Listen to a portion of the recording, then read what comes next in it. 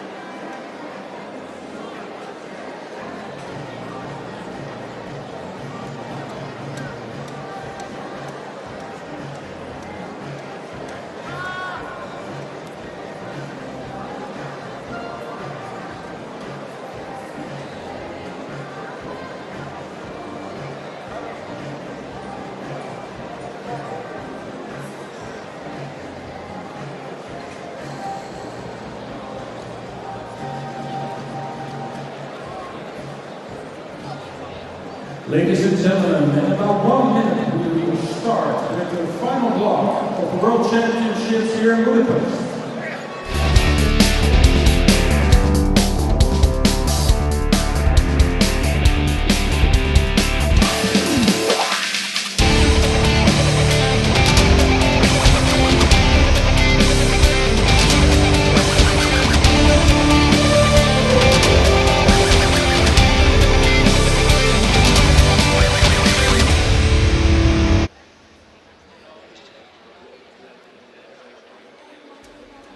Good afternoon and welcome back to the final block of the 5th day of the 2017 Suzuki World Judo Championships. Throughout the day we have witnessed some amazing judo, creating a wonderful atmosphere here in the city of Budapest. Witness to the passion, the determination and courage of these athletes who have shared this with us today. Shortly we will begin with the repechage of the under 70s and 78s for women and the men's 90 kilos, and this will be followed by the semi-finals of all 3 weights. Bringing commentating on mat number 2 we will have Mr. Neil Adams and Mr. Sheldon Franco Rooks, and myself will be delighted to bring the coverage of mat number 1. So here on mat number 1, representing the People's Republic of Korea, we have Wang Sung-young in the white, and she'll be up against Marie-Yves Gaillet of France in the blue.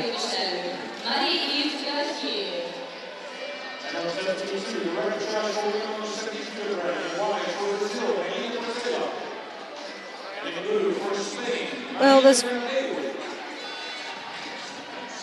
very little we can find out about Sun-young Kwon,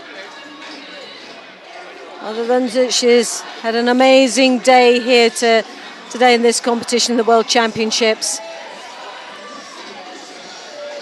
See her just in the picture coming through, but also she's up against, representing France, Gaillet, 20 years of age, just coming in shot now, under 18 world and European champion back in 2013. And her build up to this World Championships preparation took silver in the Düsseldorf Grand Prix.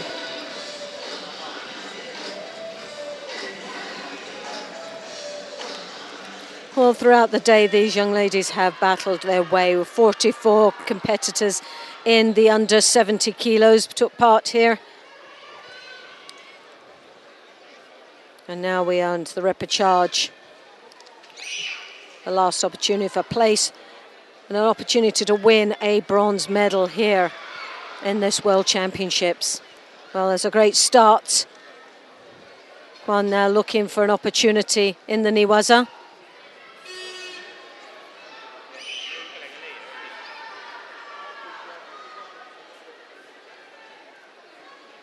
Gay just taking her time. She throws that arm.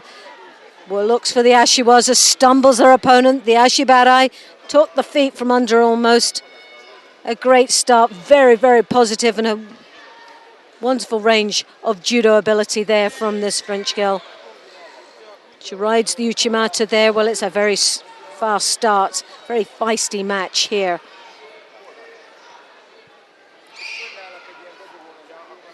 Well, as you can hear just in that background, that sort of very high-pitched squeal that seems to be a bit of a habit for this young lady. Sodi, attempt there, falls down, but not phased at all.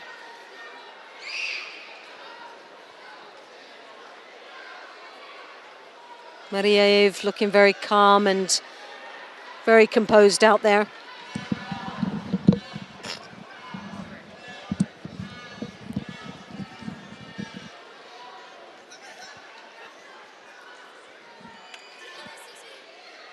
French coach more or less saying just keep going and doing what you're doing. She cross grips, arms right round the back, hooking in with the Uchimata, then the Kosota. Her landing wasn't what she would expect, onto her back.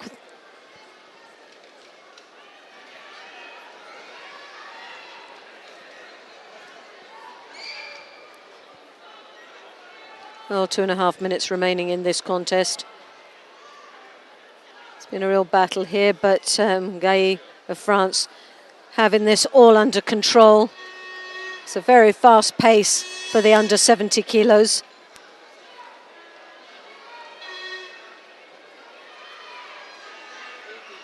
Right high collar grip with Uchimata following it for France.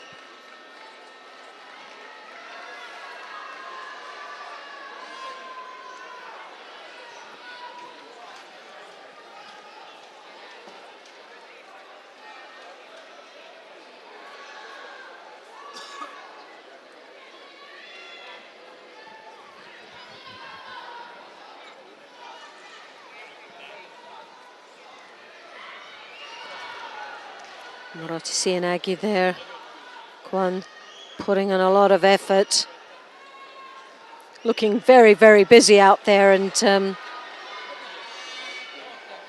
Gailly just really needs to calm this down a little bit if he wants to have much more control and to be able to set up her attacks.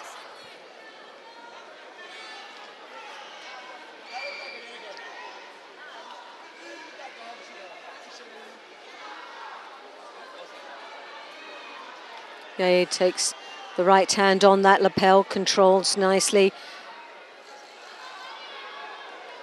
Trying to calm down the pace of her opponent.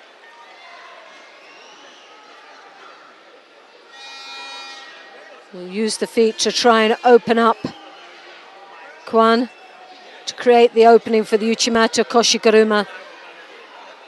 Kwan there with the Makikomi. Didn't get the rotation off the Makikomi, landing flat on her back.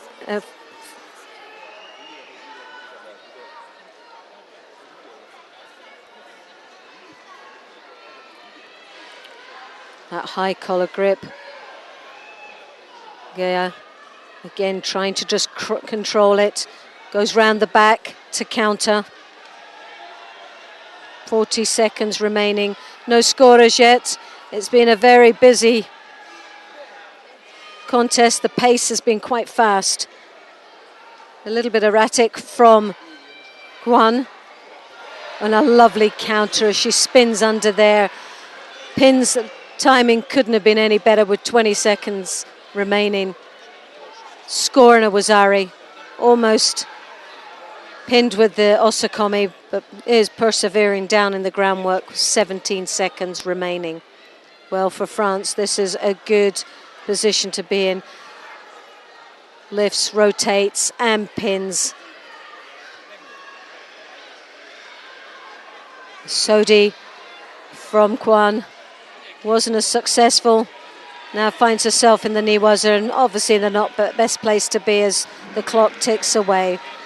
Well, Gia did well to try and calm down her opponent,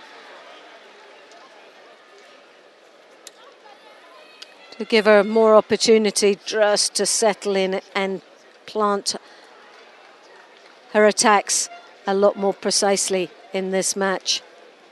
And the win goes to France.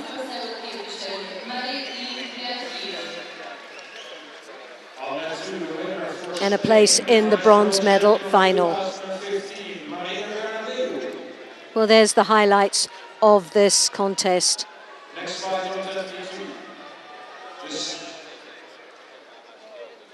Well, it was the first initial attack from Juan, but the counter there, she came round the back and then rotated forward and swung her opponent flat there onto the side, scoring the Wazari, and almost had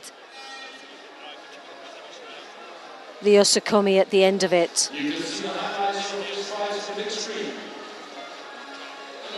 And with only 20 seconds remaining in that contest, the timing was just perfect to take her into the semi-final of the bronze medal.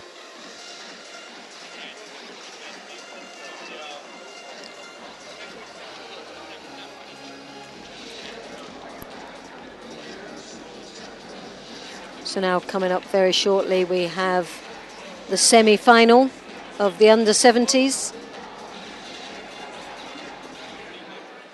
We have Nang of Morocco in the white gi, Perez. And here we have a head-to-head, and Nang being on top, 34 years of age, a little bit more mature than her own opponent, and 68 wins under her belt. So there's a lot of experience there from Morocco.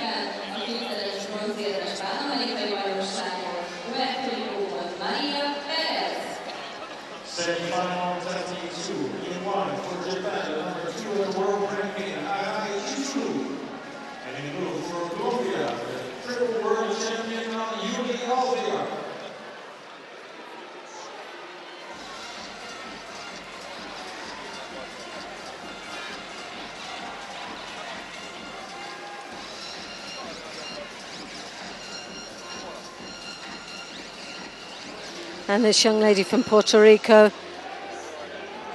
coming out very determined indeed, looking so positive. Nang for Morocco. Well, she used to compete for France many years ago and made that move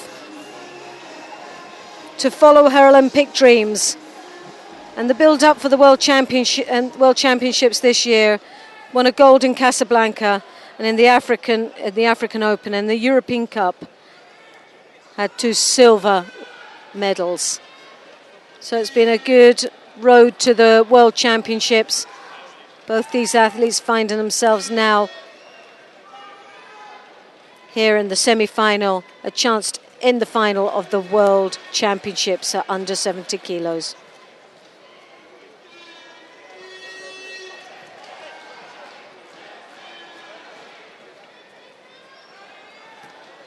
Sutemi Waza there from Nang, straight in, a good start.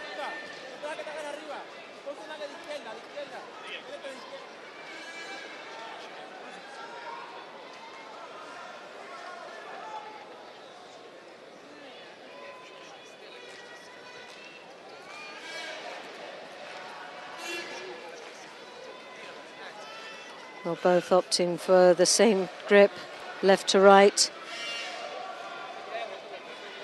Very strong arms there, very defensive postures.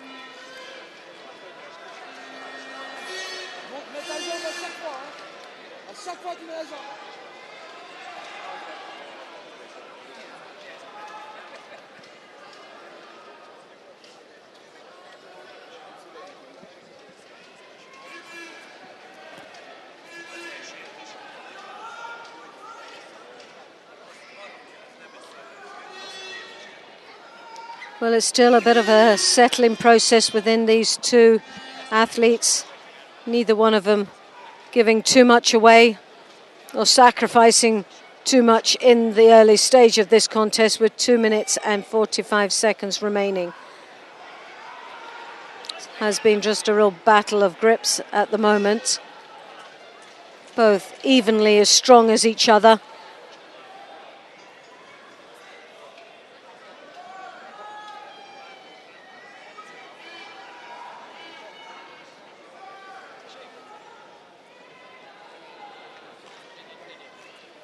Nang with a lot more exposure on the world circuit.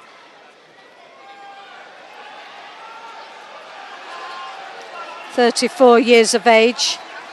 As I said, represented France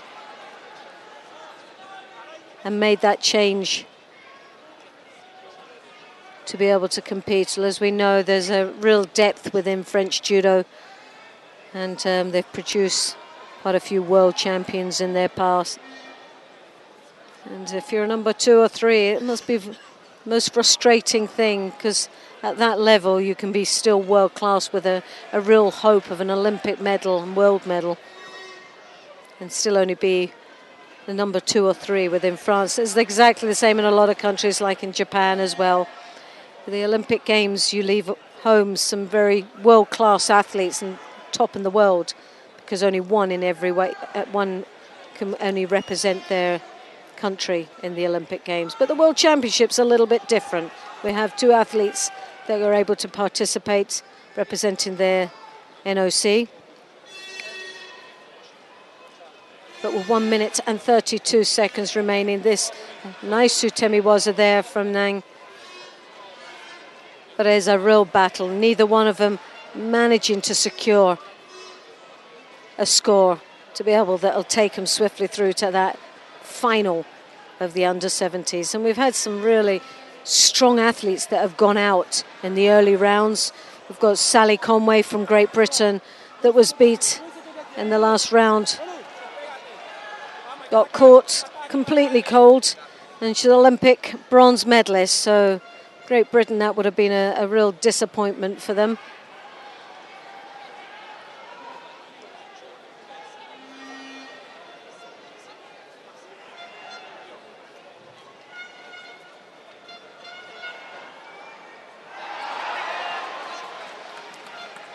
Well, there's a bit of a fumbling around here on the grips, as you can see. Bit of a pistol grip there from this angle. Nang, just with that maturity and experience, still managing to maintain the dominant position in this contest.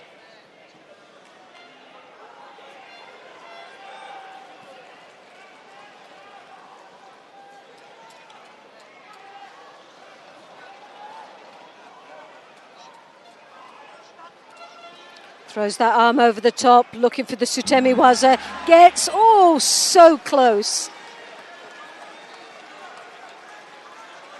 Well, Perez did so well to spin out of that at that crucial moment.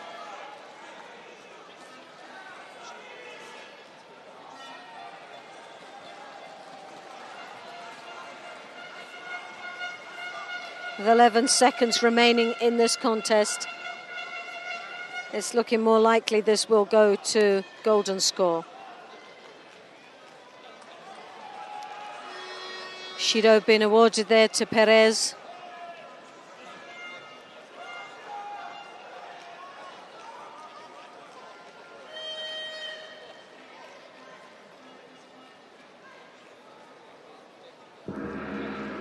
Well, now here we're into the golden score.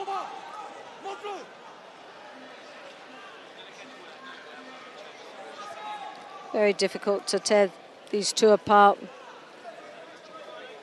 They have some very positive points in their judo. It has been very physical, though, between both of them, and Nang just looking a little bit stronger, especially on the approach of the grips. She manages to get the first grip, doesn't always manage to secure it and keep it, but still always seems to be the first in control. But there we have it. She threw that arm, Perez captured it, and took it over with her to score a Wazari in 25 seconds into the golden score. The first exchange of grips in golden score. And Perez takes a place in the final of the under 70 kilos.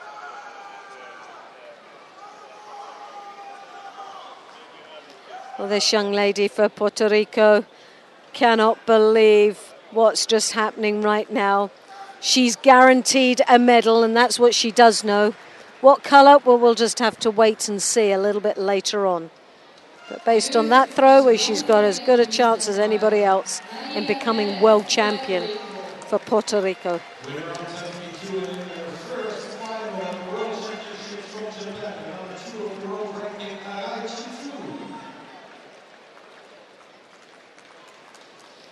Well, she totally overwhelmed with that.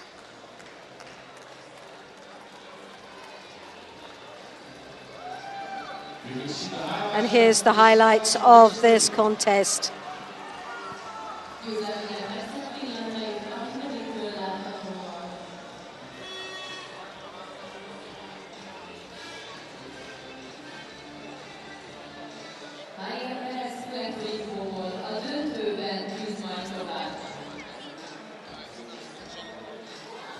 And there's the winning throw. She captured that arm as it went thrown over the top.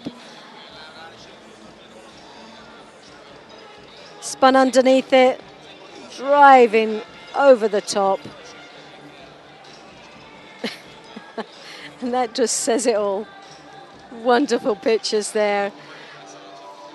As we said, the amount of moments that's been shared with us over the past 5 days of courage, the emotions, the highs and lows, the tears of joy, the tears of disappointments, the frustrations.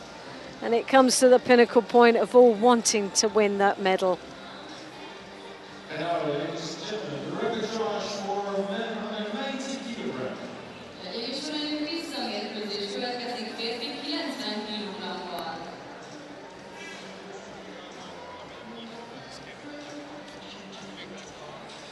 So now we're coming up very shortly to the repechage, and here we have Mongolia in white and Korea in the blue, head-to-head. Well, there has been one, and Korea in the advantage and the leading seat there, 22-25. As you can see, more wins for Korea with the 74 wins. A little bit more experience, a little bit more of an advantage going into this contest. But as we've seen in the past and just at that last match, it's only statistics until the next match comes along. And it can be just anybody's. Another day, another hour, and it can all be so different.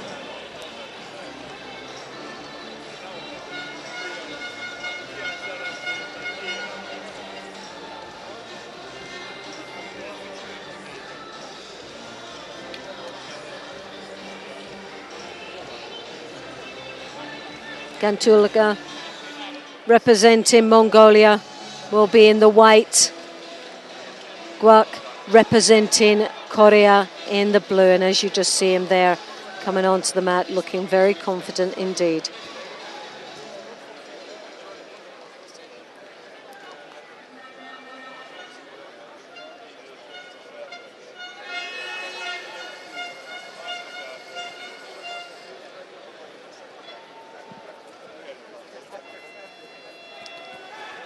A nice exchange there with Ashiwasa's Dropsy and Aggie. Well, my goodness me, Guak means business out there. There's no messing around. Straight in there, scoring a Wazari. World champion back in 2015. Paris Grand Slam this year, he's built up, took a bronze medal. And in Tokyo Grand Slam in 2014 was gold medalist. And a wonderful display there as the Sodi, as he drops underneath his opponent, took the Mongolian by surprise.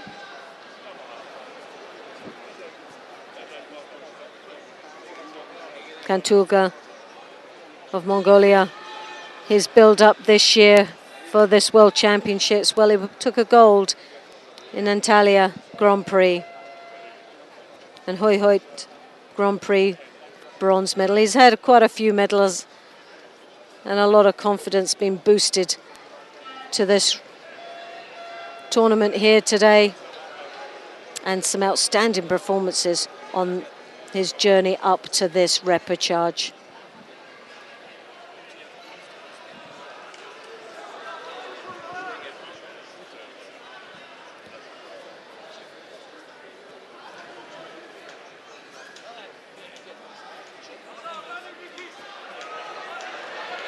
Well, 2 minutes and 26 seconds remaining in this contest. The under 90 kilo repechage.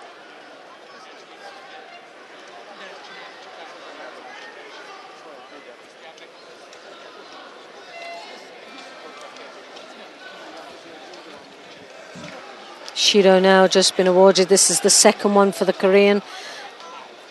Has already a Wazari is in the lead, but as we know, 2 Shidos. One more would result in a hand Sokimaki, and we've still got 2 minutes to go. It's a long way to hang on to a score, and he needs to now start engaging into this contest.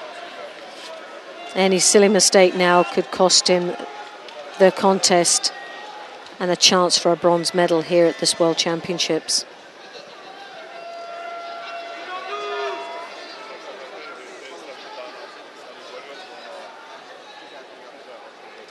It's a real battle of grips. Both athletes desperately trying to get the preferred and channeling that energy into getting that grip, and either one of them are not really secured or happy with what they've actually maintained at this moment.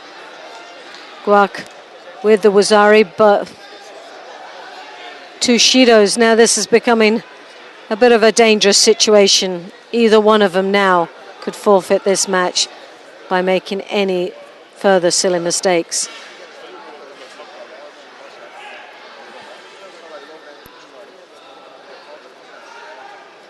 And all those mistakes through just the gripping style and not being able to get the preferred grip. Drop.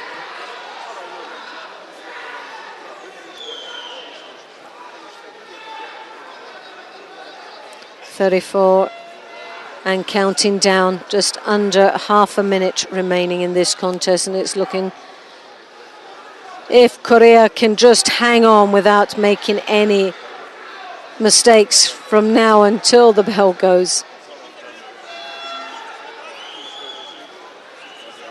Drop Sianagi, well, I think that just seals it, a Wazari.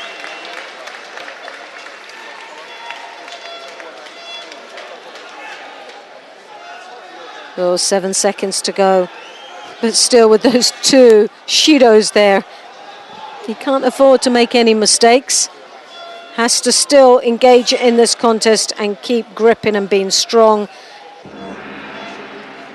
But he manages to do it and takes his place in the bronze medal final a little bit later on.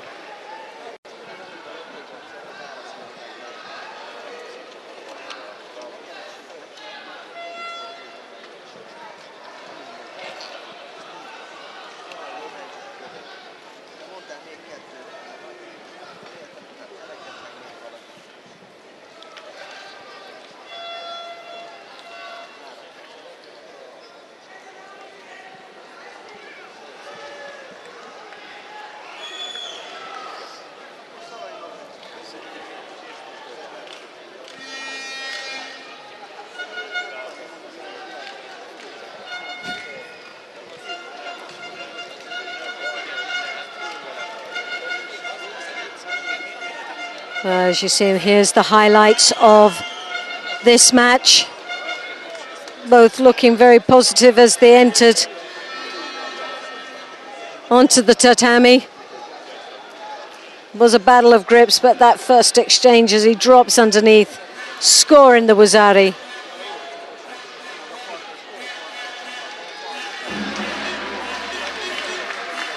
Could have almost been Ippon just on that first exchange. Beautiful finish.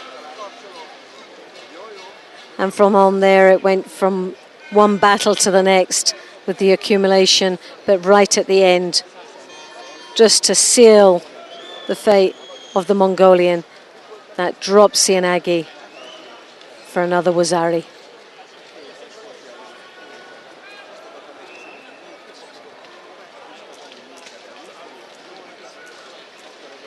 And it just gets better and better each time they repeat it.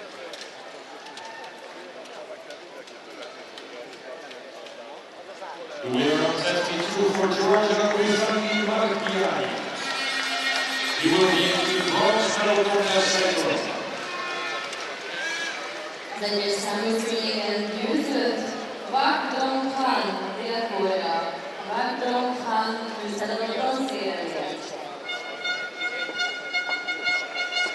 You can see the highlights of this fight on the big screen.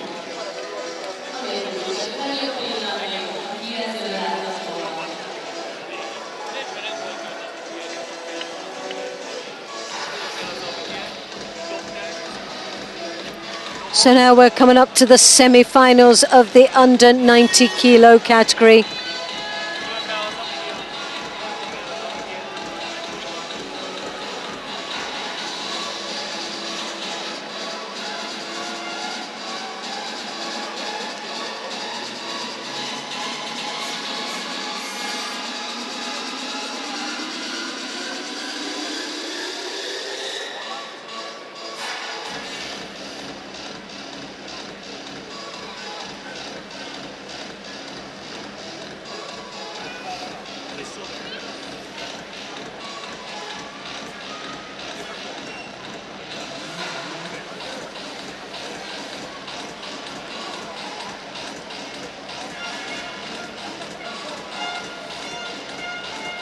So already here the atmosphere is starting to create. Seats are starting to fill up.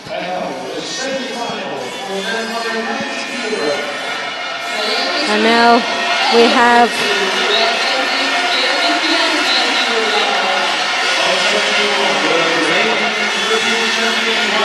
well, I was wondering why there was such a noise in this crowd. Well, we will be having a Hungarian coming up, but here we have on mat number 1, Kukuljo in the white from Serbia, and representing Slovenia in the blue, Zank.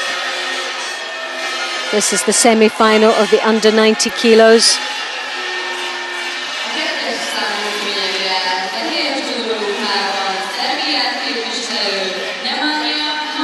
And here we have the Serbian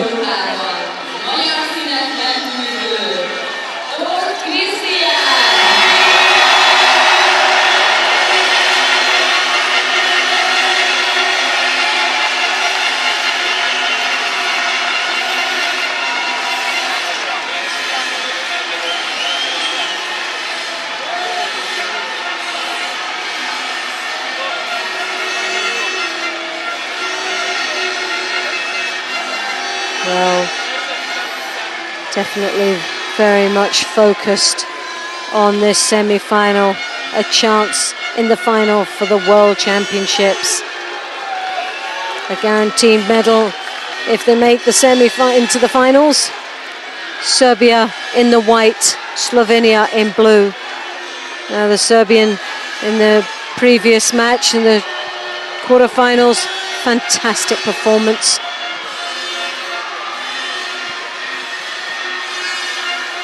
And straight in there in the Niwaza, we saw a wonderful display in the ground in the previous match. Like a figure 4 turnover, those arms were just wrapped around his opponent. Winning a Nippon on the Shimiwaza.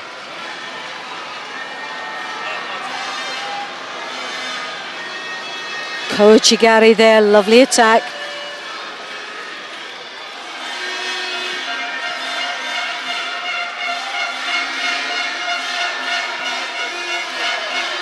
As the Slovenian tries desperately to rotate his opponent over in the Niwaza, looking for that opportunity.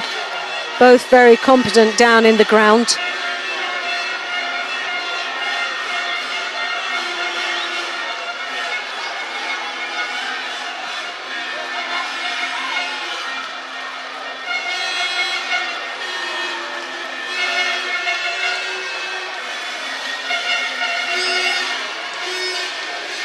The Serbian there, as you can see, has got those long legs that is desperately trying to get hooked in there.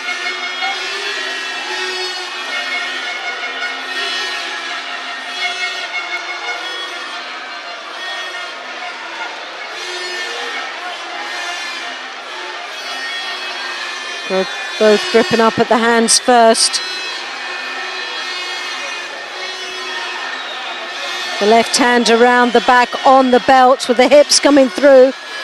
Bozank there looking for the take back.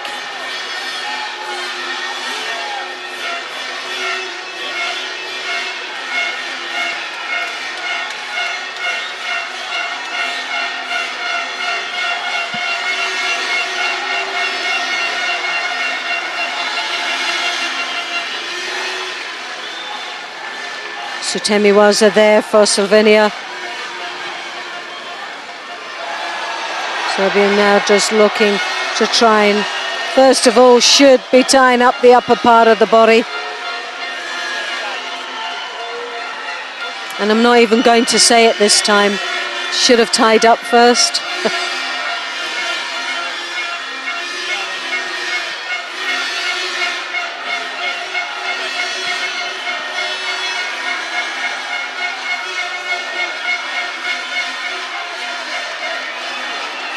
One minute and 43 seconds remaining in this contest. The cross grip around the back. The Slovenian working with the feet, the Kochigari.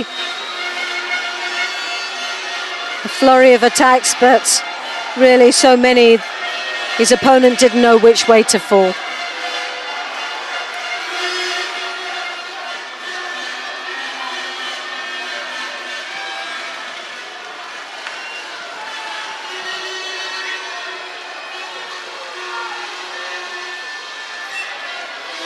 Well, both athletes opting to take the sleeves, drawing the hands down towards the tatami.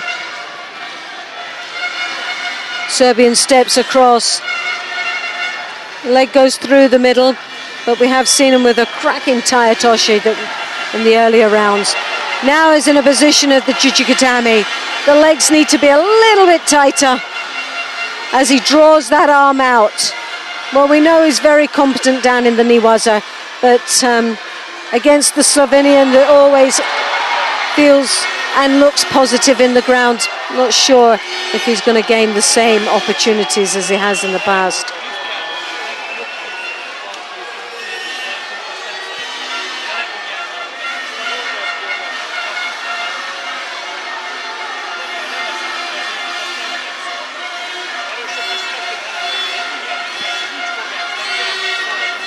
"35 seconds remaining.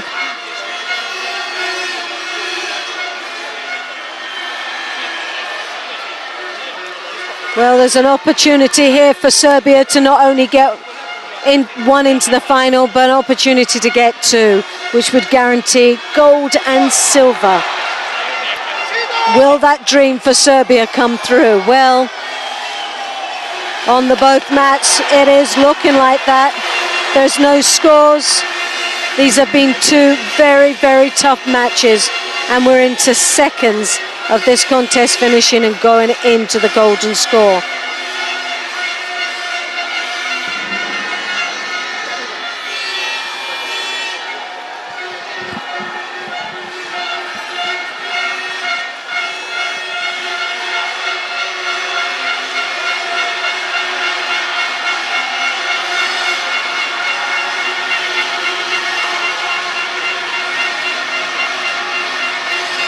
So as both athletes are prepared to tidy their gi before commencing in golden score.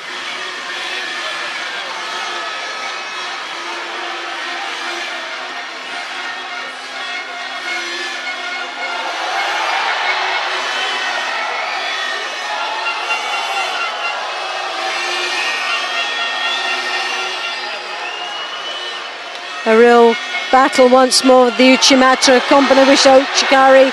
A nice combination from the Serbian.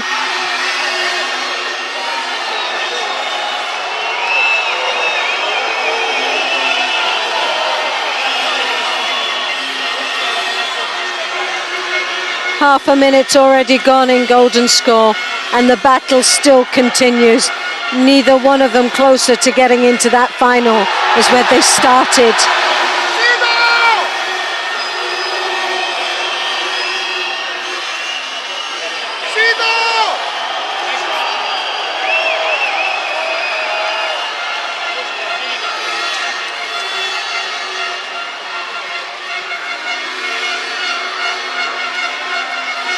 And Uchimata didn't get the full rotation, lost the control.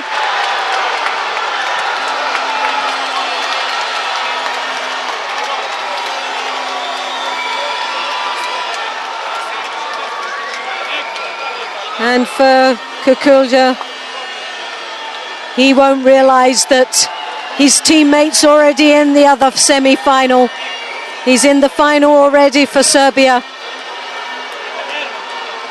as he battles his own match here.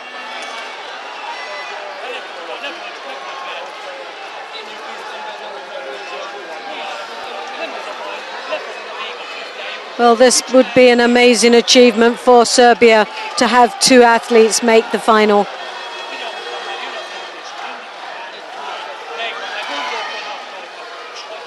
And there is a flurry of attacks, a lot of work being done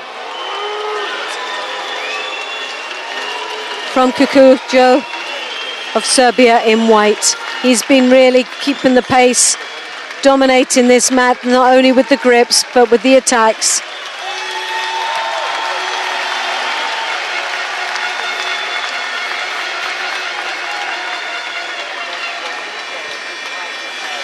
Zank piling on the pressure there in those last seconds.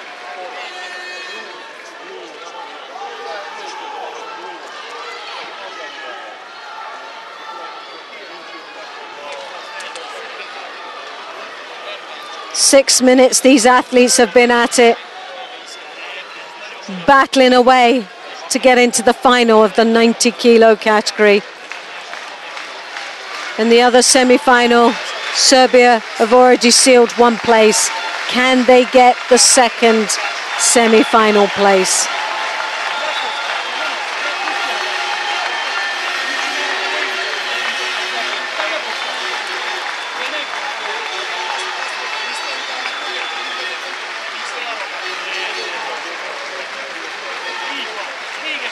Well,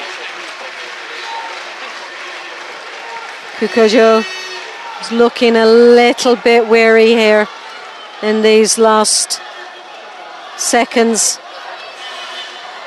And there's another strong attack from the Slovenian. If he continues to do this, well, here we have the Niwaza opportunity. Problem with is having long legs, it takes a lot longer to get them out.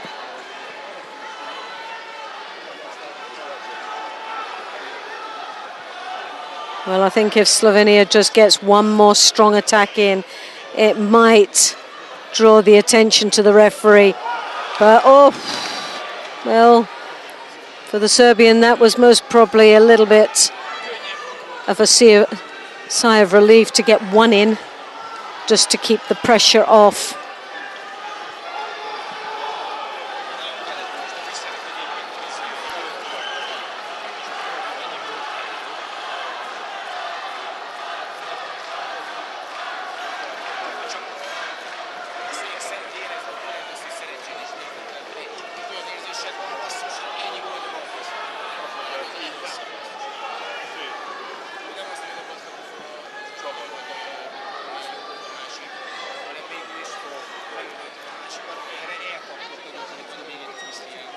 Well, both athletes tidying themselves up.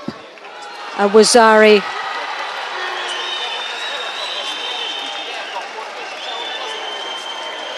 after looking at the care system, all referees have decided that Zank, representing Slovenia,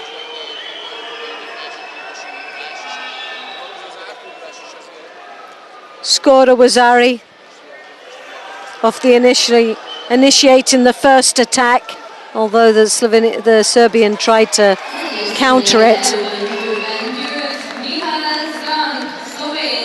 Well, it'll be interesting to see the pure landing of that attack.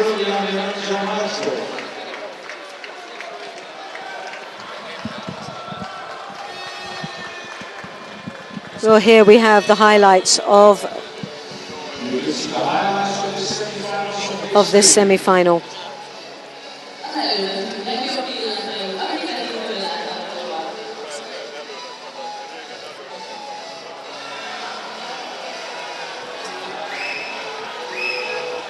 Well, flurry of attacks. There was a lot of pressure put on here.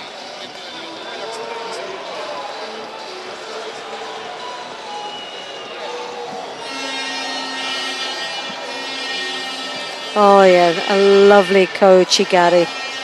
Yes. And what a nice, superb angle to just see the finish of that technique.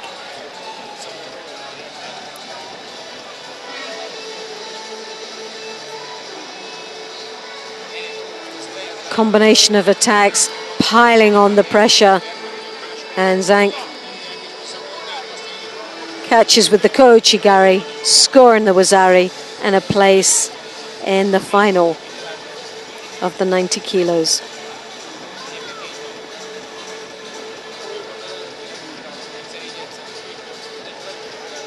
And now the winner judge for women under 78 kilograms.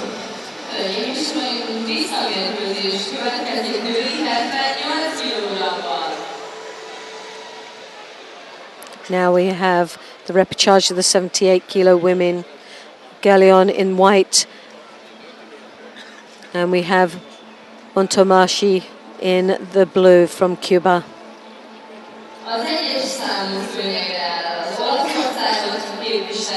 Both these athletes have fought extremely hard. It's been a battle and a half for both of them in their own ways. But to have these two on the same mat at the same time competing against each other, well, this is going to be a very interesting competition.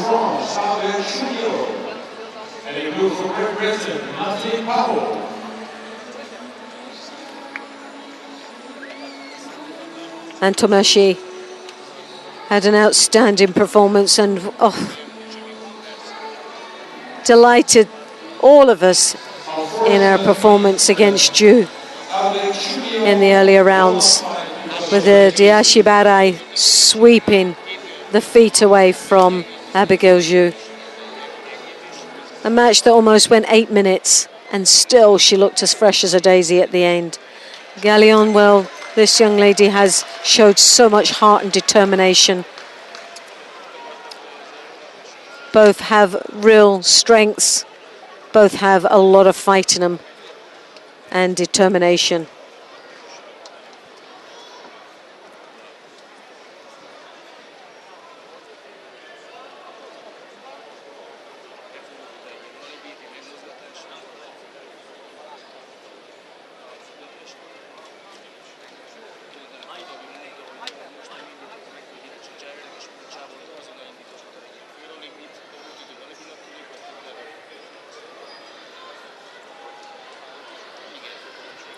Well, a real settling process at this moment. Both trying desperately just to get some composure within and feel within the first move. Sutemi Wazov for Gallion. There in the white.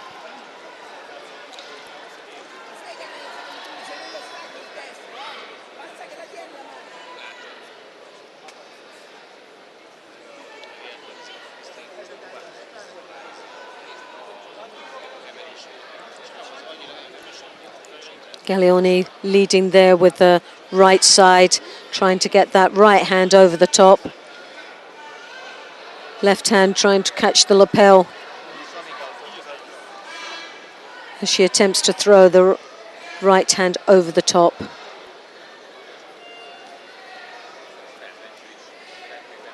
And Tomashi there takes Grip above the shoulder, only one hand on the outside, taking a little bit of second best there as Gaglioni steps across what looks to be the Taetoshi. And Tonimashi going for the Niwaza, the Shimiwaza there, but just went across the face, which the referee then calls mate.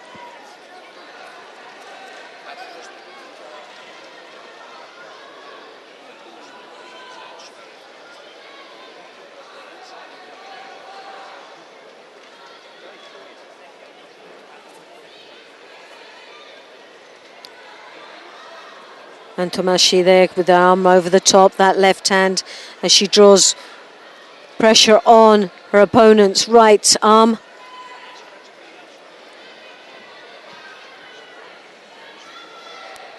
Gaglioni steps across once more to attempt a forward attack. Doesn't get any rotation, landing onto her front.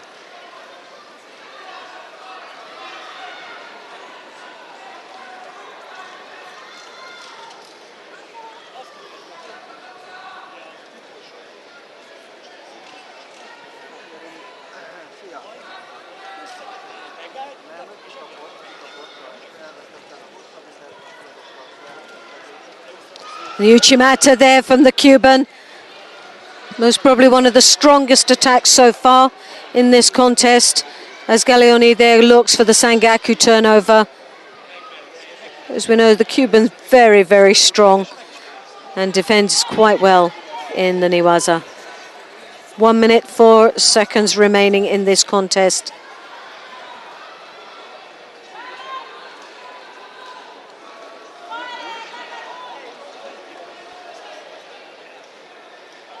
No score yet. 1 Shido to Cuba.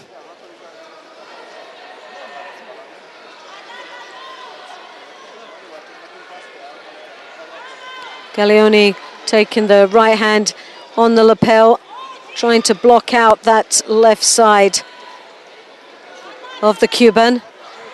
Doing a successful job at the moment as she has her head drawn down by the very powerful left grip that the Cuban has there.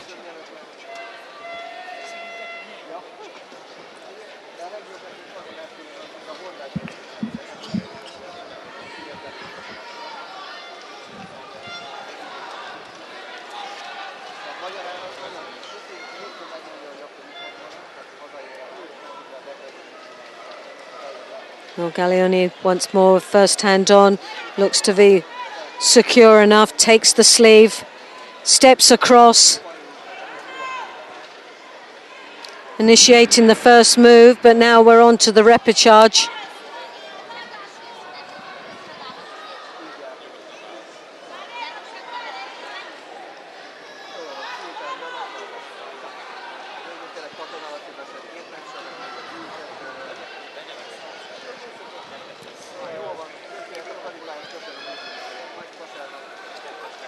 Cuban throwing that left hand over the top, a little bit erratic there.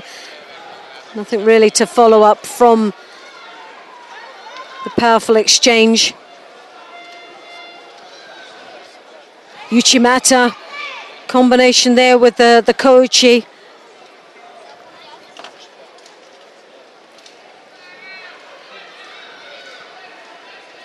And Tomashi has the slight disadvantage as she's got the 1 Shido already.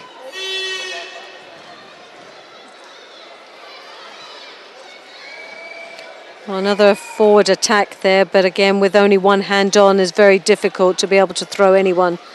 You've got no reaction, no rotation off there.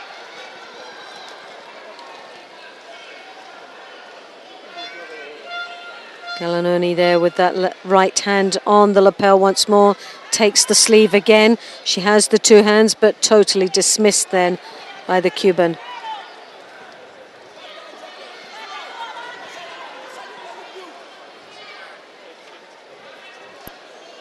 Well, Gaglioni, just came in, stepped across and left herself so vulnerable, and there was the Ashiwaza that we'd seen so many times with the Cuban. And a wee bit of a smile there from the Italian that just cannot believe what she's just done. She must have seen the match before against Abigail Judo, where she took the feet from and absolutely swept her horizontally.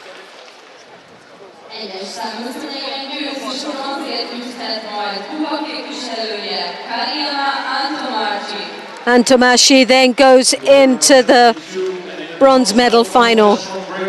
Well, she's had a fantastic performance, and here's some of the highlights of that. Well, really, based even on the last match with Abigail Judo, she deserves to get into a bronze medal final. And there you've got it. Beautiful exchange with those very clever feet. Kosora, she sweeps the feet from under her. Nicely controlled. And a good wazari.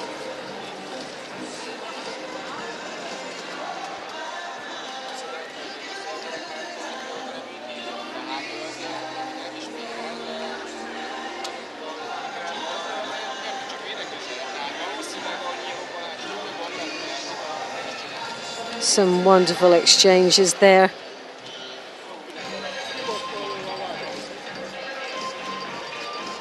And they were coming up very shortly here with the semi-final of the women's under-78s. Head-to-head, neither one of these athletes have competed, but Verek, 31 to 22 years of age, is Umeki. 108 matches won by Ippon to 34 for Japan. 44 Ippons to 28. Well, it's just law of averages. She's competed a lot longer, Verek, but based on performances today, well, Umeki has been outstanding and has got to be the top favourite of getting through to the semi-final here of the under-78s.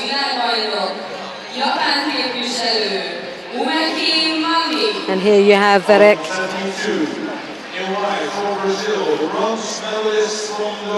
Mahinde, a lot of experience under her belt, but here we have Umeki.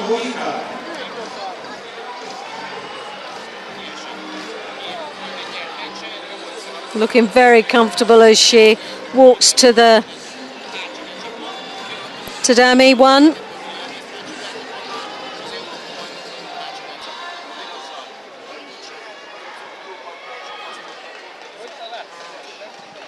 And the other semi-final is between Brazil, Aguilera, and Sato of Japan. A possibility of an all-Japan final? Well, we'll just have to wait to see. Umeki, world champion, trying now to secure a place in a World Championships here in Budapest.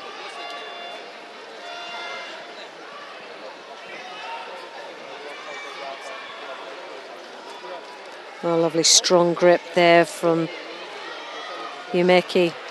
Left hand high on the collar as she drew the elbow down, unsettling the Dutch girl quite considerably there on the edge of the mat. So focused, this young lady from Japan.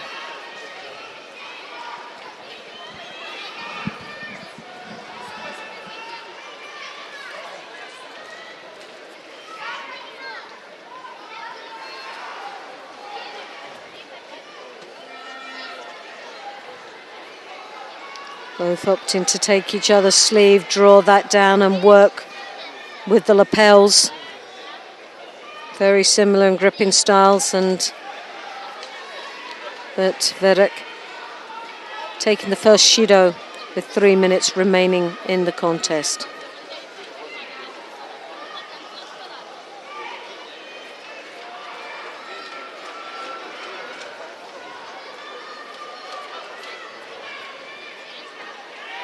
Uchigari, very strong left-handed grip there as she's got that hand high on the collar, drawing the elbow down, drawing her opponent towards her, but a lovely switch and change of direction there for the Dutch girl. The Sasai just didn't get the upper body control.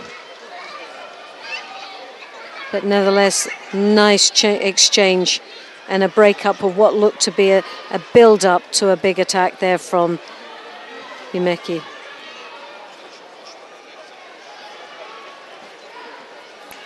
Yumeki throwing that left hand over the top, but as you can see, the right hand of the Dutch girl coming inside controls quite nicely the reach that Yumeki can get with the left hand, blocking it very nicely there indeed and causing a few upsets for the Japanese. No, Yumeki's not having it all her own way, and the experienced Dutch girl has done her homework here for this actual match. She knows what to do to block that left hand and to be able to fight off that right sleeve. Yumeki now looking to work on the Niwaza. She comes over the top. An attempt of the Shimiwaza.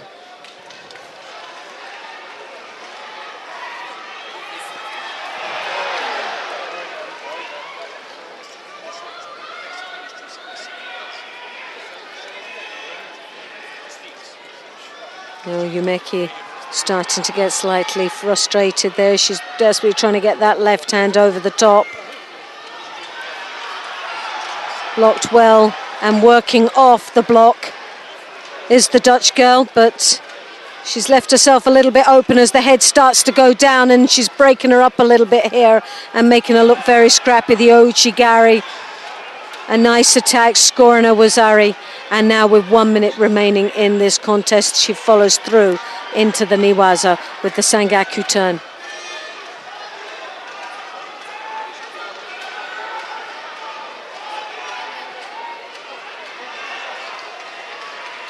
Well, Verek has been doing so well up until that point.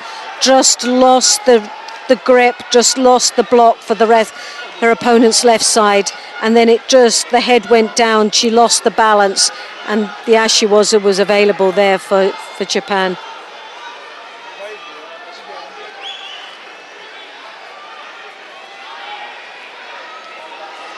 Yumeki again throws that left hand over the top. Now we're starting to heat up a little bit in this contest. A little bit more of an aggressive start here with the Japanese. Bit more physical on her approach to getting that grip, but totally dismissed. Verek just concentrating on the game plan, and that's controlling that left side and working from there. She showed the Sasai, she has the Ashiwaza, and she comes through with the hips. But it is that left sleeve that is the important ingredients to keep down and keep control with.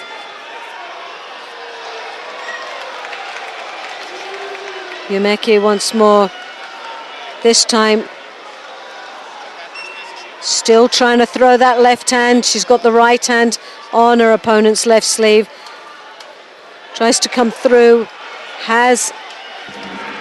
well, it's been a real battle. And Yumeki maintains that lead with the Wazari and a place in the final of the under 78 kilos.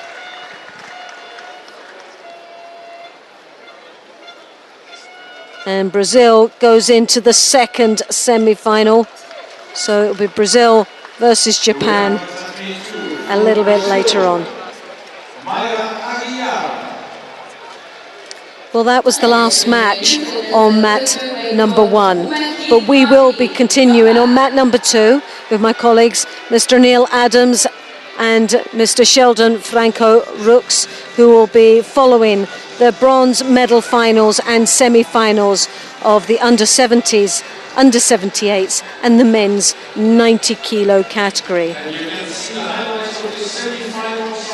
But before we leave, we'll just look at the highlights of this last semi-final here. Yumeki Ouchigari, the winning score that took her into the final of the under 78s.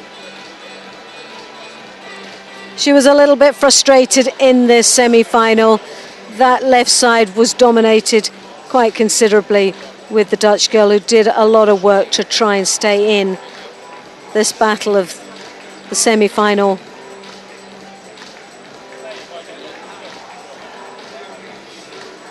But that Ouchigari, that lack of control through this contest was what took Umeki into the final.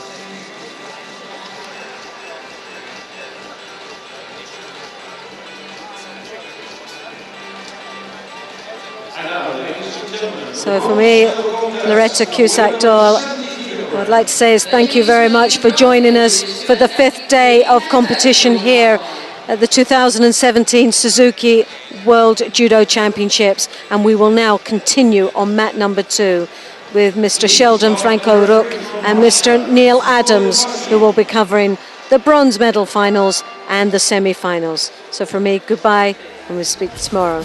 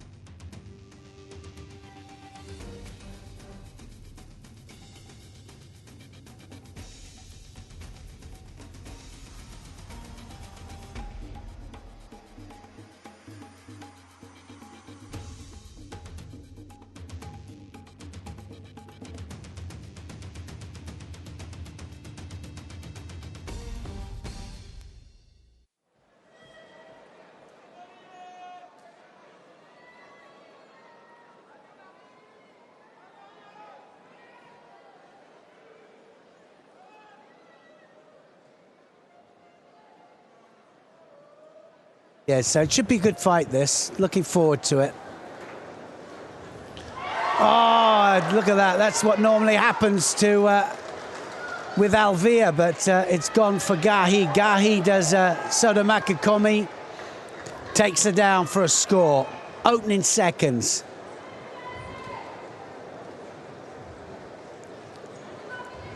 Oh, she's going to do it again. Well, they're both doing the same technique here. They both want the same technique. Gahia and Alvia looking for the Soto Makikomi. It's almost like Gahi is waiting for it. There's that's one. That's a score. Wazari each. Alvia, did you see the leg there? The leg, yes, it is. It's a bit like a boxing match without boxing, of course. It's a back and throw. Best thing that could happen is for Alvia to strike back quickly. And the best thing for Gay is just to keep going forward. We've noticed that with quite a few of the fights. They're just the ones that go forwards all the time are the ones that are winning the major medalists. Look how she bends that leg there all the time.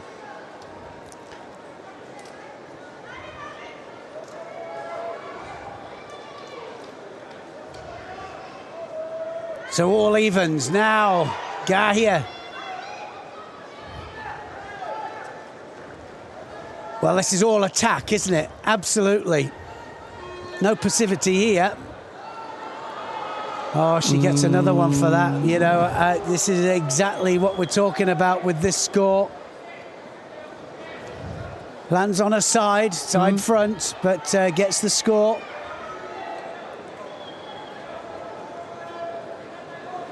That was white throwing blue then, so that must have been Gahi's, a repeat of Gahi's initial score. I'd like to have a look at that last one.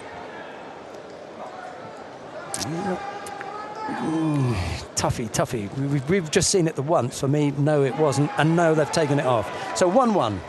Still 1-1. Glad, because it was too much on the front. It really was. You know, it's we'll be scoring it when they land on their noses next. Oh, that's definitely a score. Alvia, look at this. Yushido Kesakatami, it's all over. Telling you now. This is what she does. This is her third contest like this. Soto Makikomi has control of the arm, tightens it up, and just pulls in the Yushiro Kesugatami. I don't think I've ever said this before. About any player, because we know how great they are and everything. I think Yuri Alvear is one of the greatest female judoka, competitive judoka ever. 2009, she won her first World Championship, gold medal. It's 2017. And she ends up here with a bronze medal. And in between, she's had her 2 Olympic medals and 2 more world titles. Quite amazing. It's an amazing record. It is. She just snuck up on everyone, so unassuming and everything. She comes from Colombia, you know, it's like we don't even, some people don't even know where it is. She's just there in the background. How can you be in the background with 3 world titles, 2 other world championship medals, and 2 Olympic medals? It's some record. This lady has just come out here. Look, she's not even breathing heavy. It's quite amazing. It's job done, she says. It was a good match. It really was always going to be a head-to-head, wasn't it? Same kind of styles. They're both going for the same technique. That was Osoto, Kosoto, Yushiro Kesugatami. There's the Osoto. There's the Kosoto. Look at that arm round the back there. Just controls the arm, turns in. She says, you're not going anywhere. If we spoke about results as investments, then Yuri Alvear would be one of the best investments ever. She hardly ever lets you down. You send her to the major championships, she's coming back with something.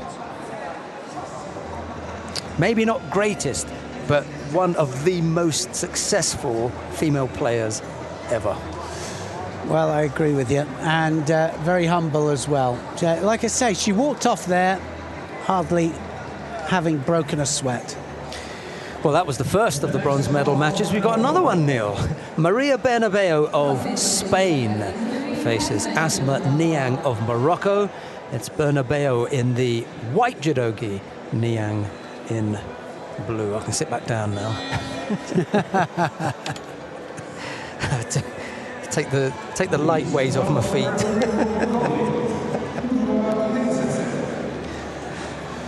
Well, it should be another interesting match. Bernabeu will not stop coming forwards, that's for sure. Can Spain get a medal?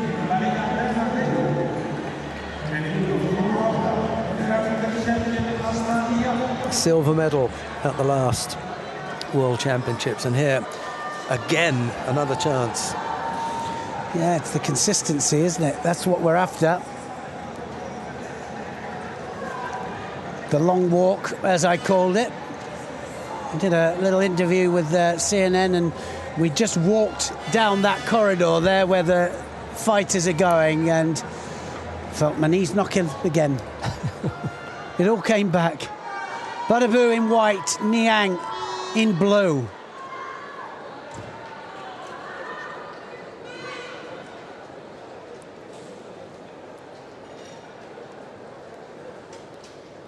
Look at that, throwing that arm over like a bomb. Thundering right arm there of Niang.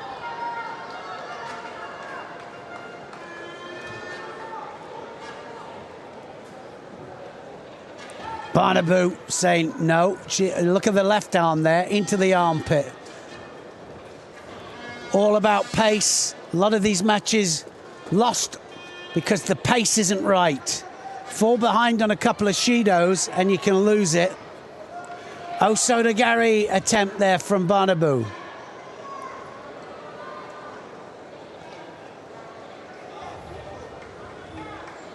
Possible penalty coming here.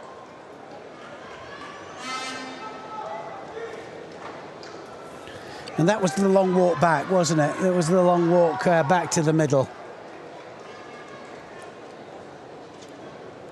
Oh! Now, was that Bernabeu? Not quite. They both went down together.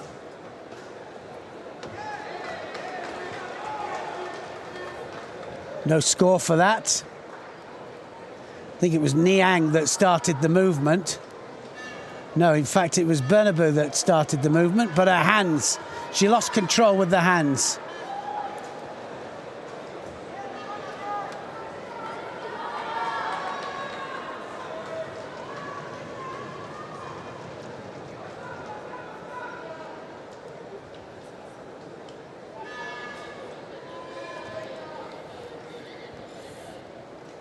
One score on the board. Bernabeu gets the score for that. So they've given her the score. Niang now has to come from behind. She's got a good Sangaku here. This is a move that she's done a couple of times earlier on in the day. She'll tie that arm off. If this arm comes across now, Niang's going to be in trouble. She might go again. She is going to go again. Niang does the same thing. Good defense. Halfway through the contest.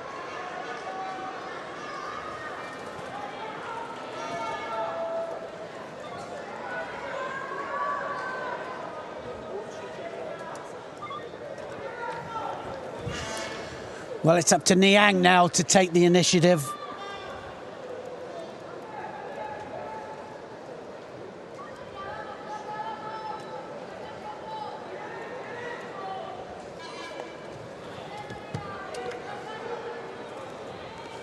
On the sleeve, now she needs to use it.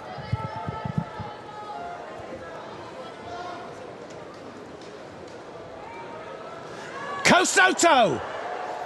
Oh, that was close. The arm was just out there. It just shouldn't be a score.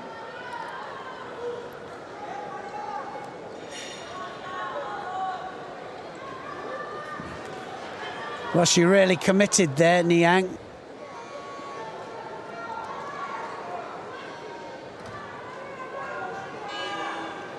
Attacking judo, going for the score.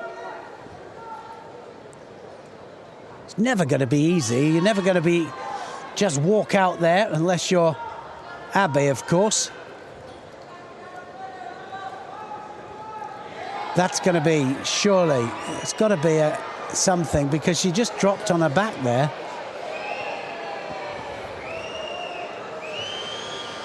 Anything that sacrifices, that doesn't break balance, surely has got to be a penalty. Yeah, she picks up a second penalty now with a little over a minute left to go.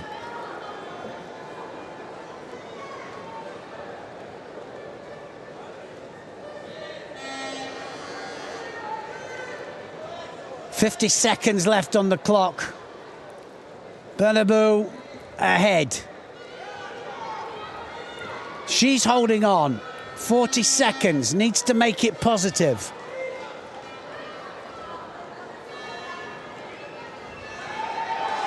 That could be it. Niang just threw herself onto her back there. Getting desperate now, we know that. She can see it slipping away from her. Bronze medal. It might just be over. She might just get the penalty for that, and it'll be all over.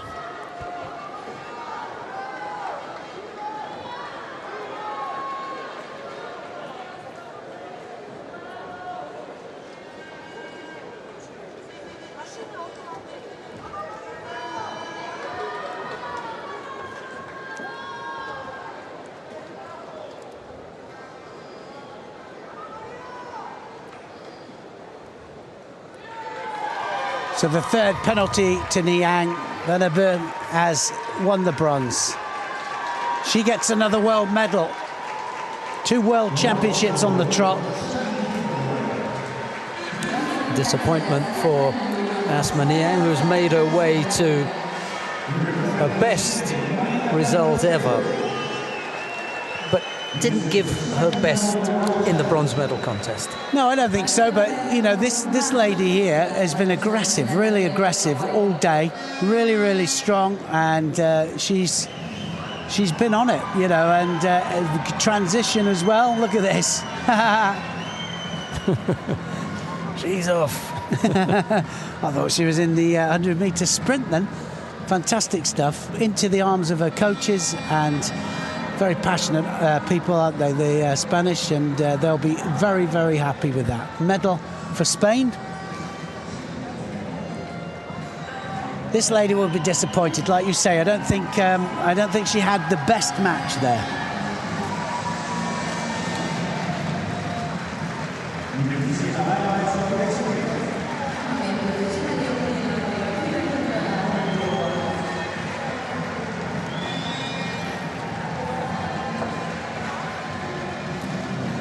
Well, we've got more action for you after these highlights, and the action continues with the final of the under 70 kilo category.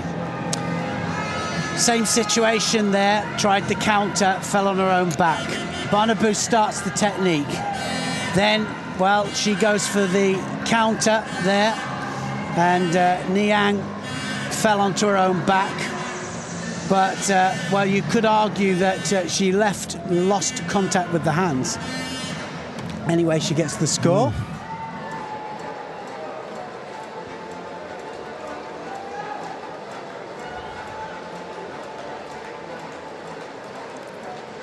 A few autographs to be signed before she disappears down the back, the far end of the competition hall, where the world's press and media are waiting. We're going to focus, however, on the final of the under 70 kilo category. Maria Perez of Puerto Rico faces Arai Shizuru of Japan. It's Perez in the white judogi, Arai in blue.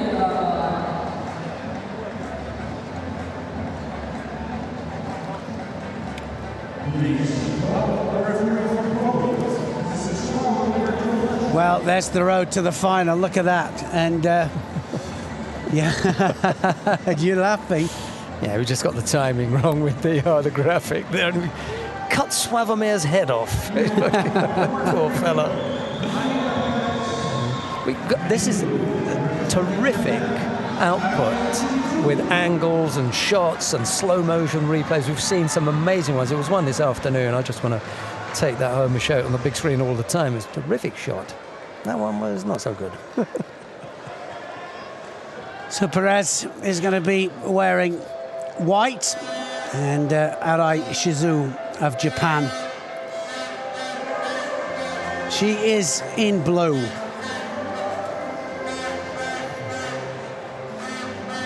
Wow, what a situation for Perez.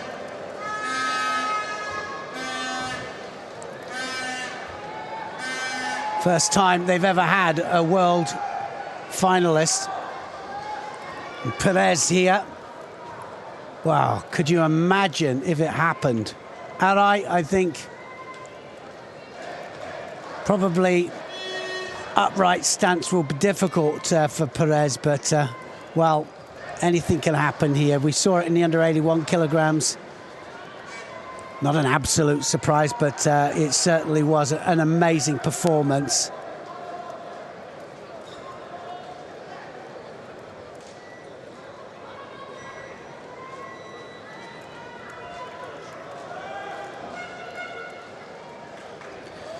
Two feet went outside the area. They're already out there. That's a Shido immediately. Perez should get the Shido. Can't go outside of the area. Of course, there's a couple of ways of thinking of this now. You know, does Perez really believe that she's going to go out there and give Arai a good hiding, or is she happy with her silver medal? Because, I mean, it's already better than she's done. That was a good attack from Perez. Now Arai. She's going to tie that arm off, and then she's going to do the turnover. Watch this. Going to take the leg, turn her into the outside komi. This could be an early finish here for Arai. Is the referee going to allow this just to carry on? Can she get the leverage here? Can she get the leverage? It's all progressive, and she turns her into the outside komi. Perez takes the leg. Now can she wrap the arm up? Oh, Well, she does well. She really does do well to avoid the osaikomi. Perez breathes again.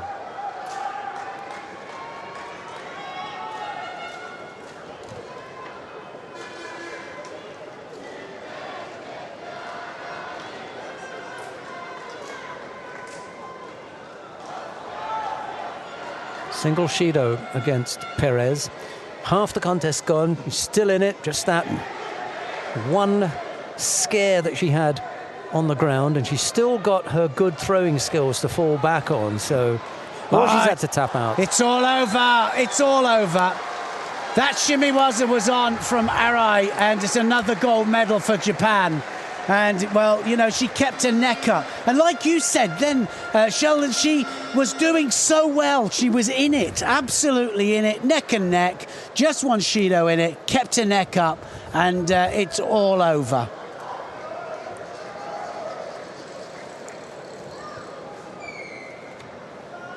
Arai has been a really popular fighter on the circuit, a really likeable character.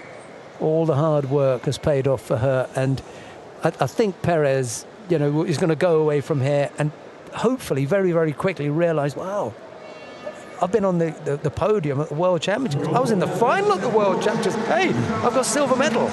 No shame here. No. Absolutely top drawer Exactly effort. what I was talking about. I think she was happy, you know, with that achievement. Coach was as well, and it was a great performance from her. This lady here came out, did the job. We'll have a look how she went into the shimiwaza, the strangle. 6th gold medal for Japan at these World Championships. And a former absolute favourite of mine as coach, Ueno Yoshie. Yes, now coach, and very happy with that result. This is how she led herself into it. Seoinage stayed there. Look at that. It's already round the neck. And now all she needs to do is throw the hips forwards there in order to get the submission. And she has to submit. See it from a different angle. She's already got the lapel there. Pulls it, just pulls it underneath the chin, then throws the hips forwards. That is classical, happens so much. The back of the knee comes onto the head. Look, she goes inside of the leg as well to get the leverage. So another gold for Japan. Arai Shizu does the business. Perez of Puerto Rico, well, that was an amazing performance from her.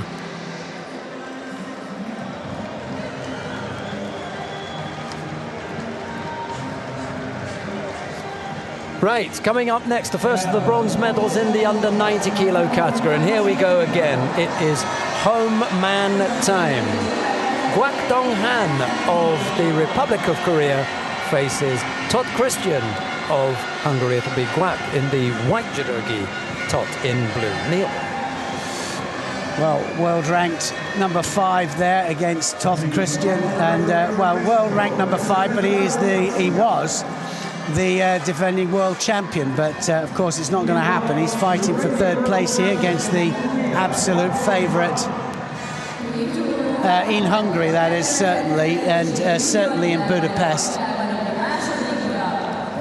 Christian Toth has this man to fight. Kwak lost to Zank of Slovenia, who went on to become world champion, into the final, sorry. He's not world champion yet, is he? Still got one more to go.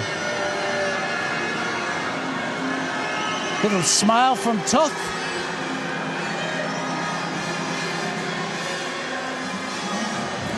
He's fighting the world champion for the next 25 minutes maybe or something. You know. Yes, but, true. But I put my money on Todd. Well, you know what? You fight with a home crowd behind you, it makes a difference. You'll have to watch the Seoinages because Kwak has some incredible drop Seoinages.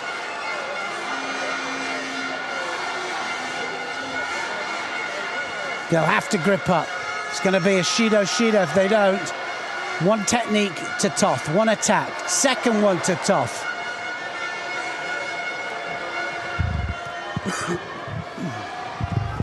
He had a moment in the previous contest with Nemanja Majdov where he threw in 2 or 3 really good quick attacks and then went, didn't he?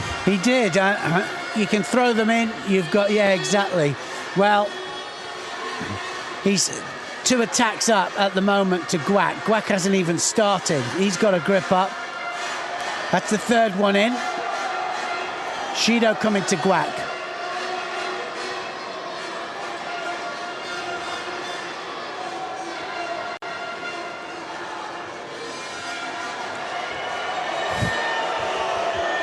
He's the only one that's attacked, and he gets the penalty for pulling his jacket out. So the top table there saw something we didn't. So Toth gets the penalty.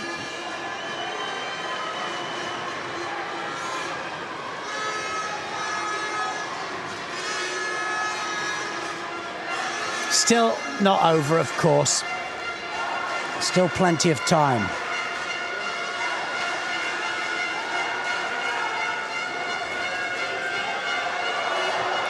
Guac hasn't done anything. We are now coming up to 1.5 minutes into the contest, and he hasn't attacked.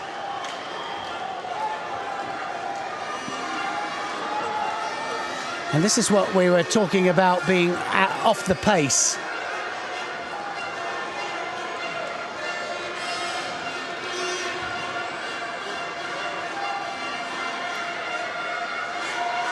Toth doing the right thing here, you know, being very busy, moving all the time.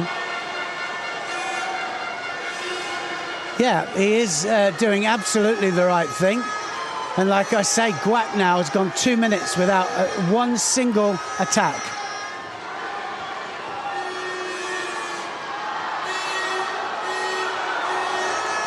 Well, when is the Shido going to come here? Now.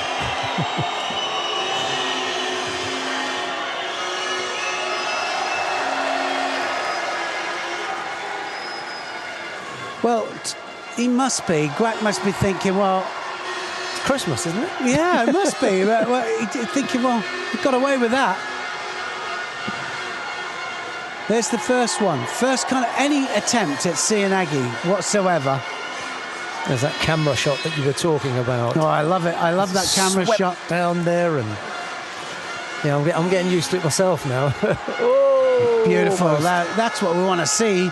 Guac is more than capable, and it looks to me as if his heart's not in this. Correct me if I'm wrong, but certainly expected more. And this is when you've got to dig in. Yeah, came here to defend his title, not to take a bronze medal.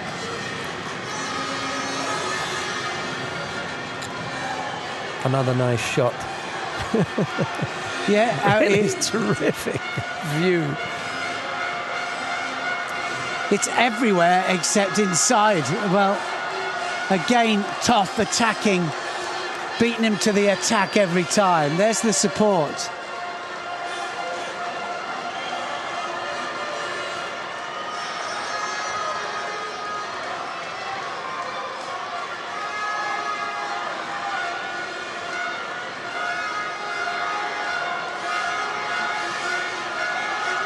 Toth's going to go in. And Guac said, well, how do I attack this guy?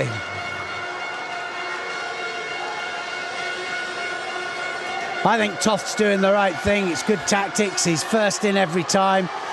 If he feels he's not going to throw him for Ippon, then he might as well beat him to the attack. Uchimata Ouchi! Oh. And Guac takes him down. Ouchi Gary gets the driving Ouchi. Wasari on the board. I'm so glad that I'm not Hungarian and a massive Toth supporter, because I would just be devastated.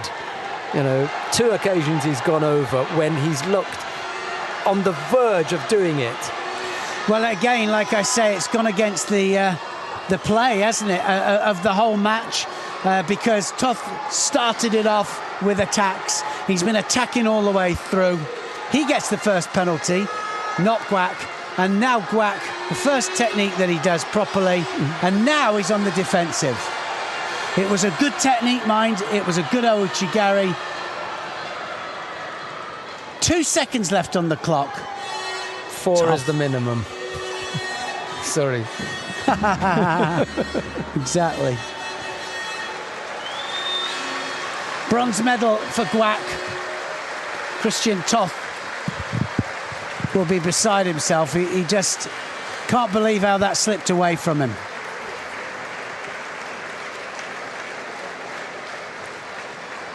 He's given the Hungarian crowd something to cheer about all day. And when one considers the difficulty of the draw that he had, when in the second round, in his second round contest, he had to face the number 2 seed, and he knew about that at the draw because he was at the draw, saw it unfold, and he was stone-faced. Didn't trouble him. Well, the crowd are applauding him. Number 3 seed, All sorry, stood beg your up. pardon. Yeah, all stood up there. Look. It was a good match.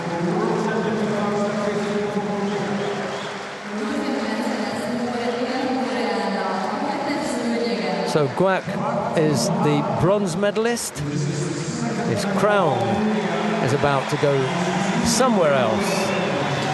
Yeah, it certainly is. He won't, and you could tell that he wasn't altogether happy with that.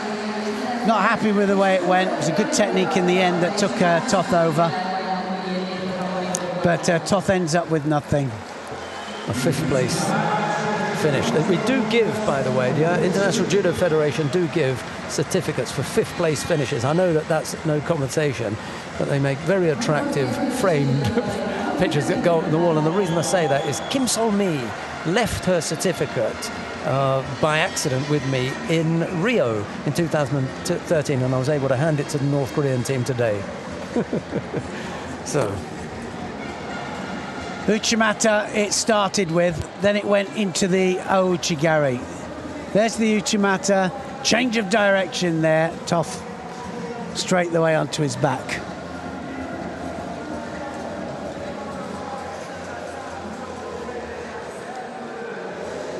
See how he just changes his head direction as well and just directs Toth. Toth rolls onto his backside first. Another little push there from Guac.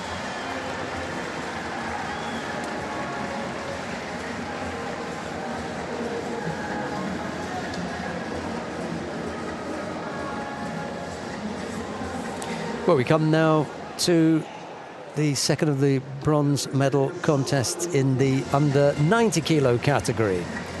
And this features Ushangi Margiani of Georgia. He's up against Alexander Kukolya of Serbia. It'll be Margiani in the white judogi, Kukolya in blue. Margiani against the number 1 seed, but that Kukolya, his number 1 seed is from constant entering Grand Prix, Grand Slam tournaments, and but he is consistent. It's consistent with it. But I think he's going to have a real job here with Margiani. Margiani, I think Kukolya's hand coming over the top might just be perfect for Margiani. Frank Wolf from Germany is the referee in the middle for this one.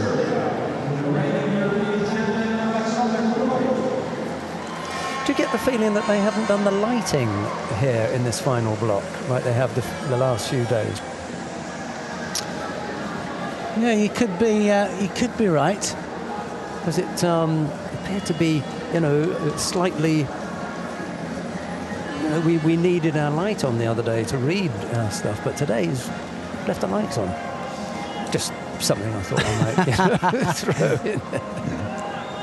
Gigiani coming out here in white. Kukolj. He's in blue. Quite a difference in height here. Very rangy fighter, Kukolj.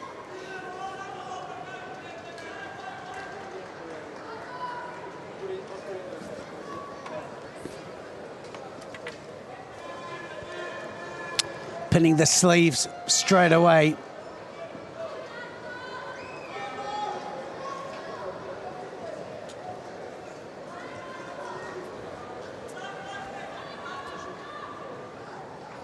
Margiani, well, looking to go underneath. And now look at the pick up, here it goes. What's that on the side? Does he get a Wazari for it? He does. What? Look at that, leg assist over, and he pulls the arm in. He gets the score. It's all because of that big arm coming over, isn't it? Left-handed fighter, Kukolj, is just perfectly situated for Margiani. That was your question mark right at the beginning. Is that arm going to open things up for Margiani? Well, the Wazari on the board right from the get-go almost says that. There he is again with it. Here's someone who in round 3 was almost out on his feet. Margiani. Well, you said, yeah, he looks pretty good now.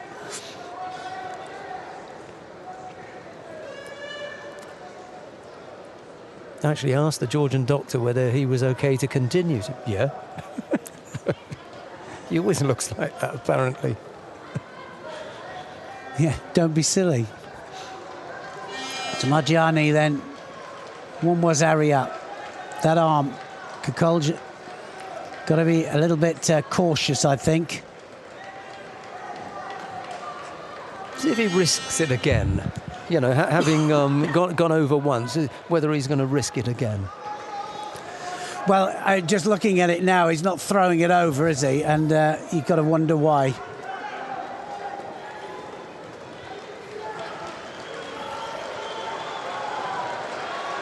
It's going to be a Judo each, surely.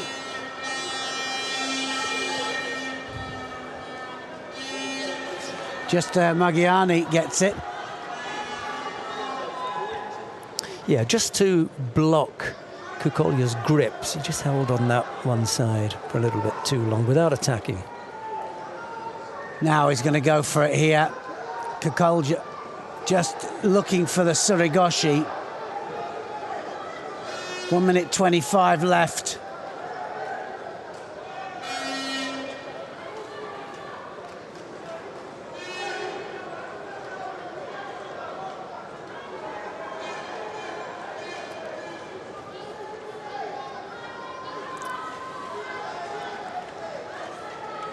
So the coach there just being told just to calm down a little bit, shouting too much information while they're actually fighting. There's the left arm of Kukolj over the back.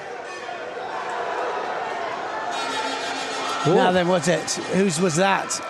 Counter from Kukolj. Yeah, well, Margiani tried the counter too late.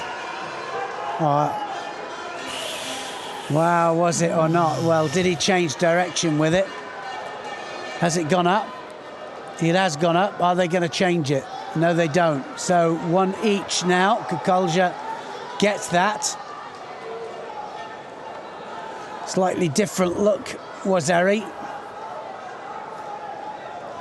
Taking it off now.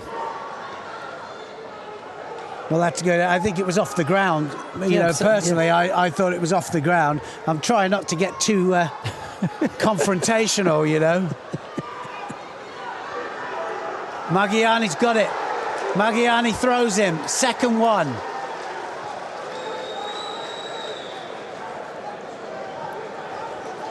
Margiani was under control.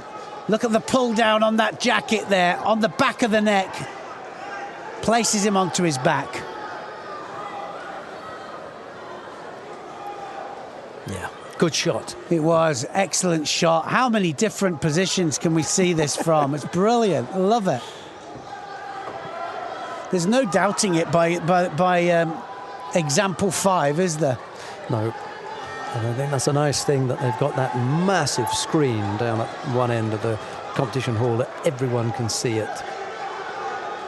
Coming up then, 13 seconds, coming into the last 10 seconds. I can't remember a World Championships with as few boos and whistles about controversial things as this one, because it's so obvious from the big screen what has happened. Yeah, you're right. And, well, that's a medal for Magyarni. The Georgians celebrate, of course. Georgians' favourite weight, under 90 kilo category. Yeah, you said that, didn't you? Yeah, absolutely. Their biggest hope, Beka Kviniashvili, the medal winner of Shangi Margiani. If you don't get it one way, they're going to get you another. Well, they expected massive things, didn't they, with Kviniashvili? There was controversy as well, wasn't there? Didn't see it.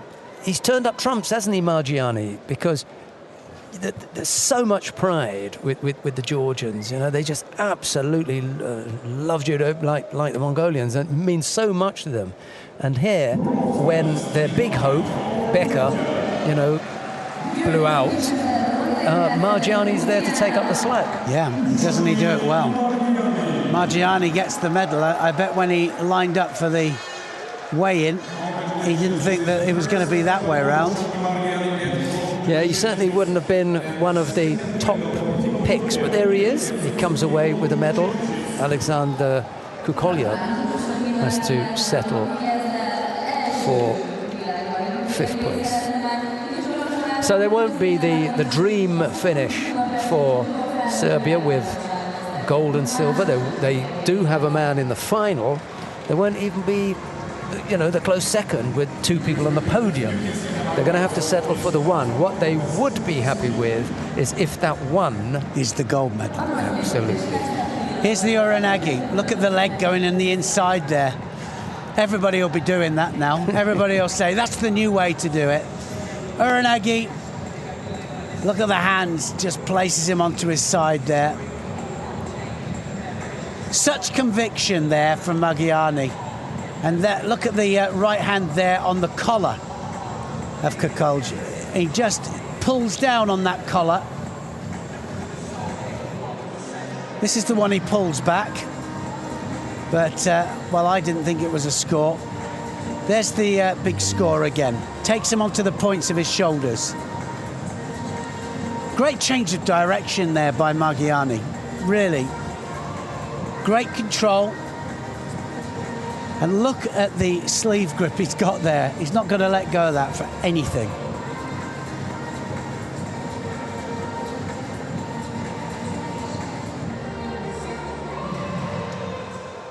Close, very close.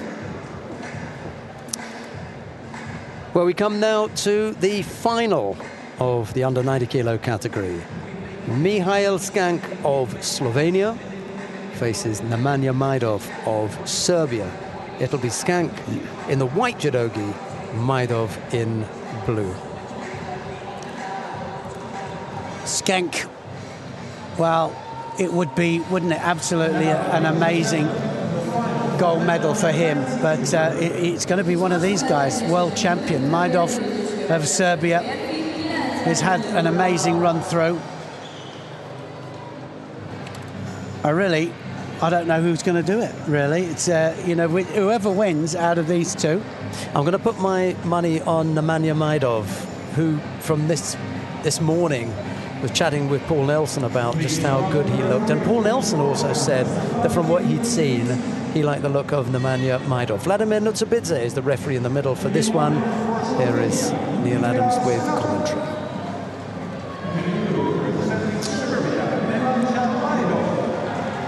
Well, Majdov, here he comes. Looks kind of pumped up for this, doesn't he? New world champion, it's going to be, that's for sure. Skank of Slovenia against Majdov of Serbia. And if you were a betting man, you wouldn't have put your money on that as a final this morning. Slovenians will have put their hopes on Tina Trsteniak yesterday, and even, I don't know, you'd have to be, you know, super confident in your country to have put your money on Skank. But there he is. Anybody's match, this, and I think Majdov, like you say, just looked that little bit more focused, more of an edge to him, but you never know. Now he's got the sleeve.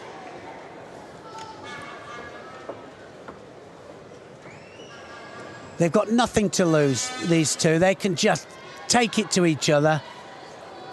He was looking for the Sianagi there, wasn't he, straight away. Any result here is a massive achievement, but the gold is just beyond belief. Well, it will be, and Skank, of course, he must play second fiddle to Kukulj all the time. Now looking for the double lapel. Is it going to happen?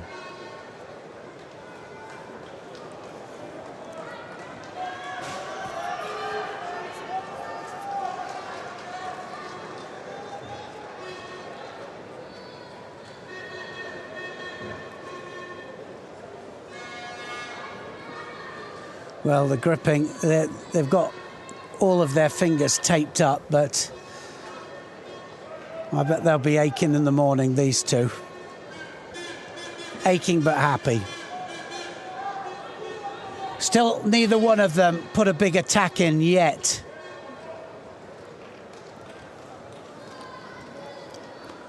Yoko Tominagi. Maidov there, just committing, just managed to break his balance.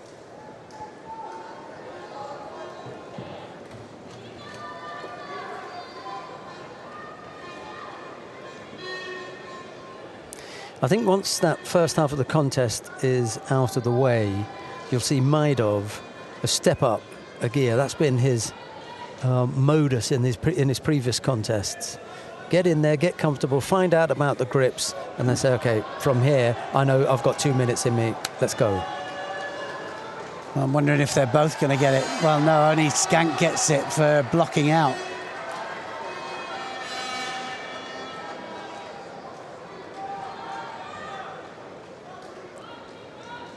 So Maidov is the one that they think is trying to initiate.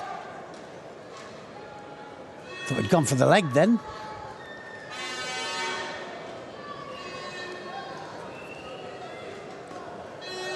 Well, neither one of these wants to take the chance. Talking to Iliadis yesterday, and he said, I just wish they'd take the chance, hope they take the chance, whoever it is.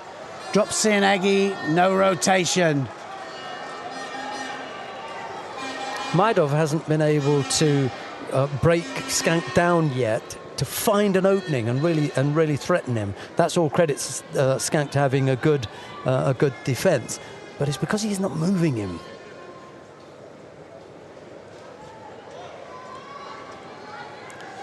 Now they're starting to open up. I think Skank just got a whiff of that. He knew that he might be in danger of getting penalised again. Yep, maybe he's feeling that change in the tempo from Maidov and can't afford to fall behind. He doesn't want to pick up another penalty. Well, it's the first time that someone's looked as though they were in danger. Skank, however, lost contact with the hands, and Maidov just sat down on his backside. 40-odd seconds left to go.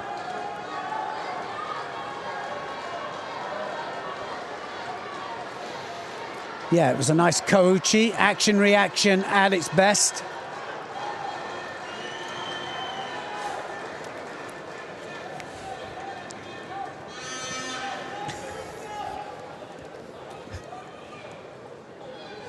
"35 seconds left then in this final, under 90 kilograms.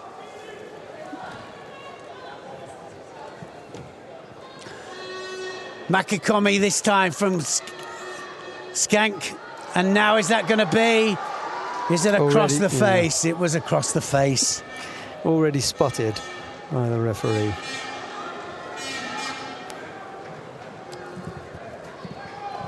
This will be the first ever gold medal for Slovenia in the men's, that's for sure.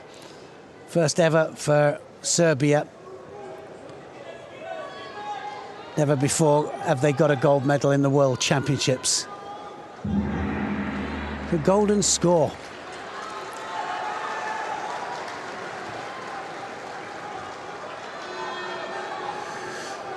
So a tight match, straight on with it. That's the referee just wants them to get on with it, and this is whoever wants it most.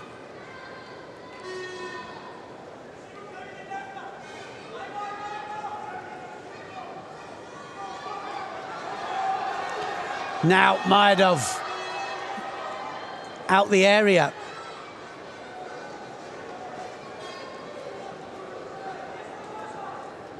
It's going to be a penalty for Maedov. Maedov gets the penalty.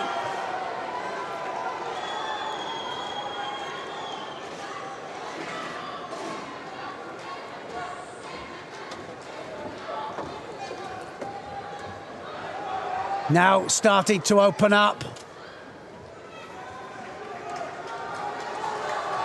This could go either way, couldn't it? Absolutely. Finely balanced contest. To say the least.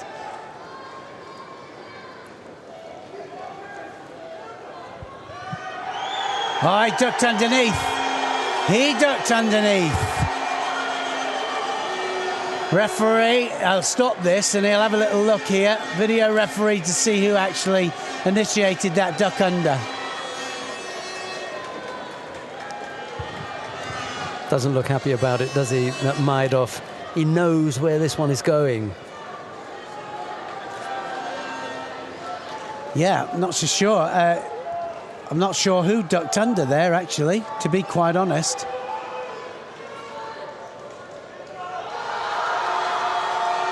Zhang And he thinks ducked under. Maedov wins it. He's the world champion.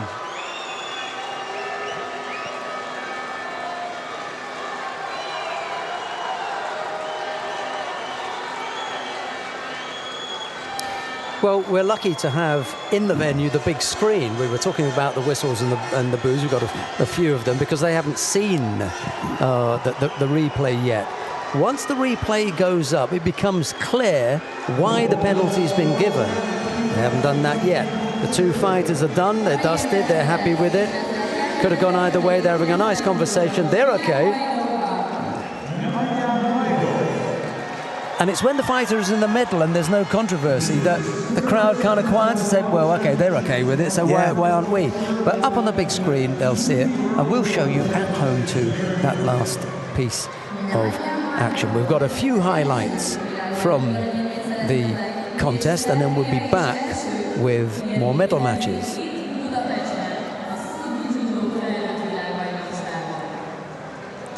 Well, they have a world champion, and I wonder whether they thought that would happen at the beginning of the day. And even if they did, they probably thought it was going to be Alexander Kukolya. Well, Kukolya, it was the obvious favourite, wasn't he? And it came with their other one, their reserve, his training partner. He's the world champion. Kukolya must be absolutely devastated in the training hall. He'll be pleased for his teammate, but I can tell you he'll wish it was him. Well, you know, that's just being honest. Yeah. It's an honest assessment, but you know, it's not that he doesn't wish him well. What if he's hanging around down at the far end of the competition hall waiting for him to come out as well? I mean, that would be something. It would, and let's hope that that's how it is. But anyway, disappointment moving to great. Here we go. So this is how it happened. I think they both ducked under, actually. Is that it? Is that what we're going to see? Nobody could see it there really properly. Are they going to slow it down in slow motion? No, they're not. Anyway, Maedov wins it. A little bit disappointed with that. You wanted more, didn't you? Yeah, and you know, we get a flood of quotes and messages and everything, and that word, as you said, it was arriving on my laptop. Disappointing.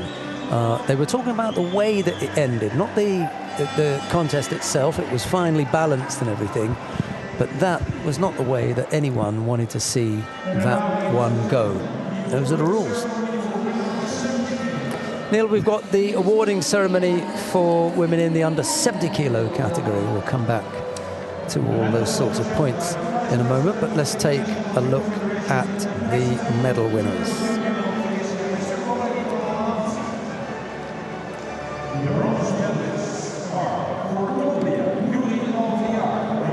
Well, the bronze medals go, first of all, to Maria Bernabeu of Spain. Mr. Obeid Alanzi, the president of the Judo Union of Asia, is presenting the medals, and to Yuri Alver of Colombia.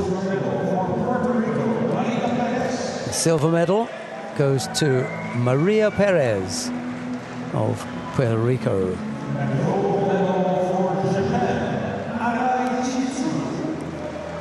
The gold medal goes to Arai Chitsuru of Japan. Yeah, she fully deserved it, didn't she? Good shimiwaza, nice strangle in the final. And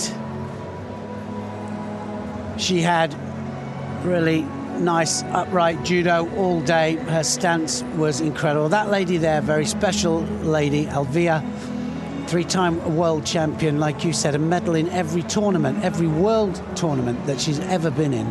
And another one to add to her collection. 6th gold medal for this lady here for Japan.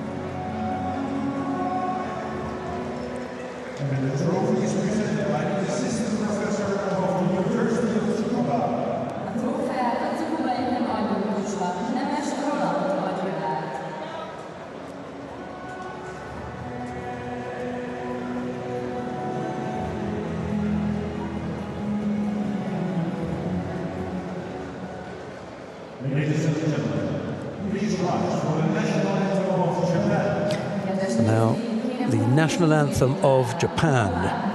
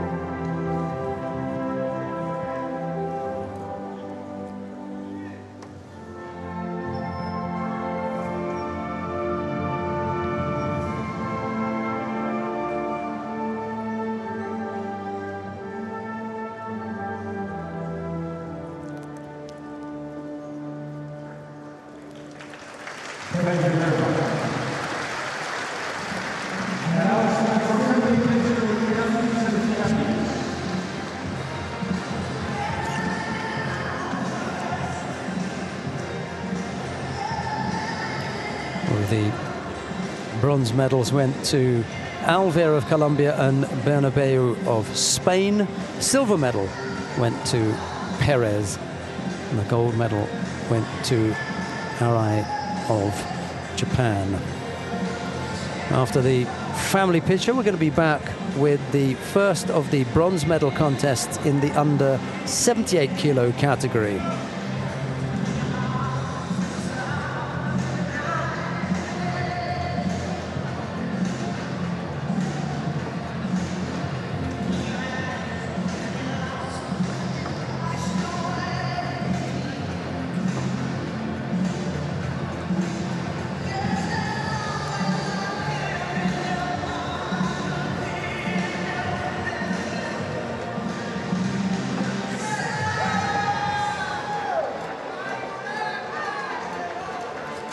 So here we are, the next fight up, and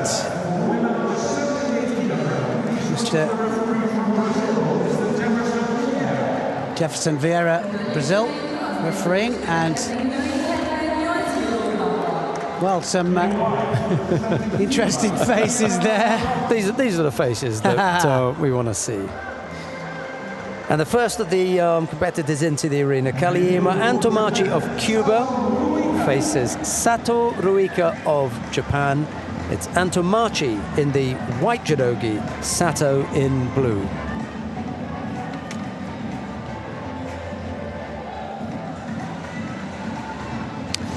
Well, Antomarchi is going to be a fighter. You can guarantee she's going to take the fight to Sato.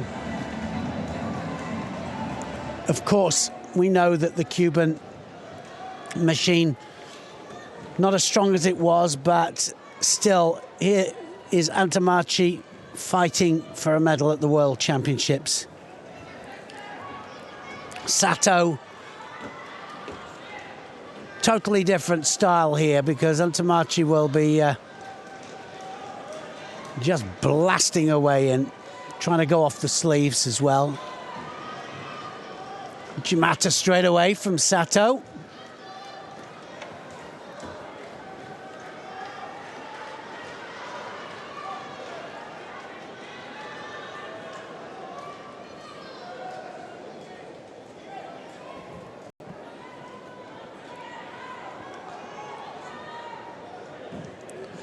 Antomarchi lost in the quarter-final stages to Umeki.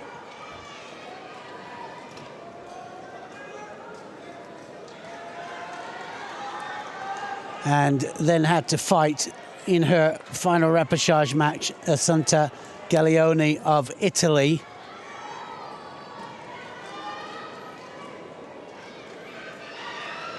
Satoruka, of course, lost to Aguiar of Brazil in the semi-final, so she just came straight back down to fight for this medal.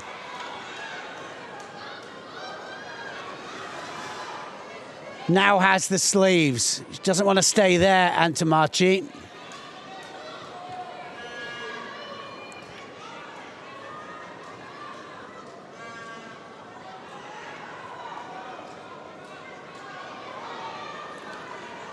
Well, she hasn't done anything, the Cuban, yet. Hasn't attacked. It's been all Sato.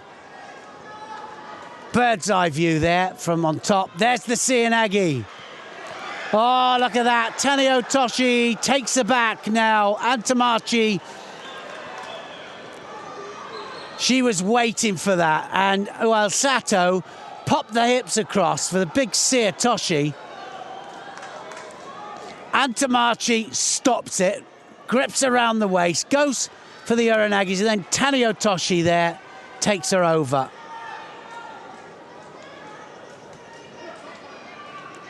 She's ahead. Wazari ahead. Still a long way to go. Got the inside grip, Sato. Well, I think that we're going to see, as soon as Sato connects properly, she'll get the hips across, and I think she's going to be dangerous for, yeah, I thought so too. Antomarchi just stepping outside of the area.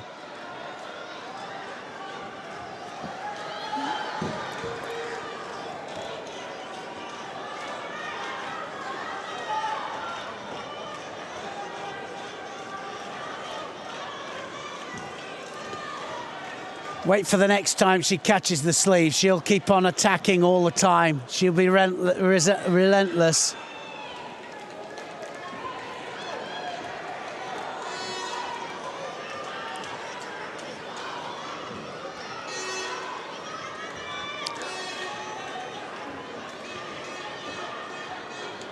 Has she got the sleeve this time? She has. Watch out for Sato. Sato now going to go underneath.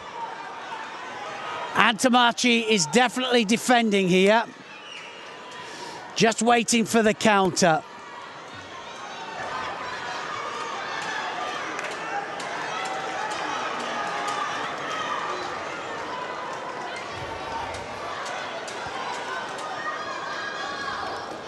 So now Sato coming forwards, looking for the Tanio Toshi again.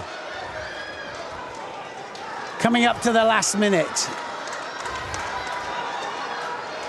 Well, the Cubans shouting for her to get up here, just absolutely. Well, because she's been passive for some time. She waited and waited and waited, and then she waited for Sato to make a mistake, and she took advantage of it. But she hasn't attacked properly other than the counter, but she's a wazari up here.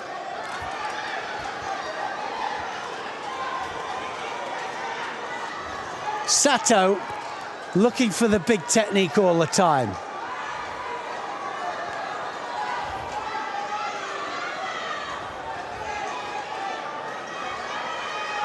Pushing forwards. Now she's got the inside grip. That's the first one from Antamachi.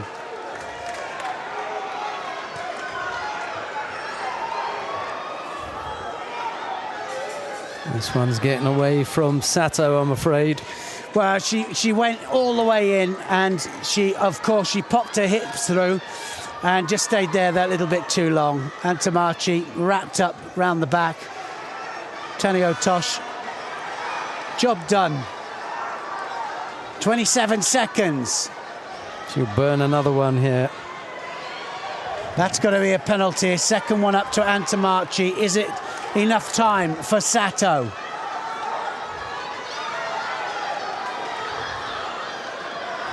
Antamachi is going to get a Shido for not getting up, surely. She'll get a Shido straight away. Well, he didn't give the penalty. What is that all about? I just don't get that. Just because Sato wanted to get on with it.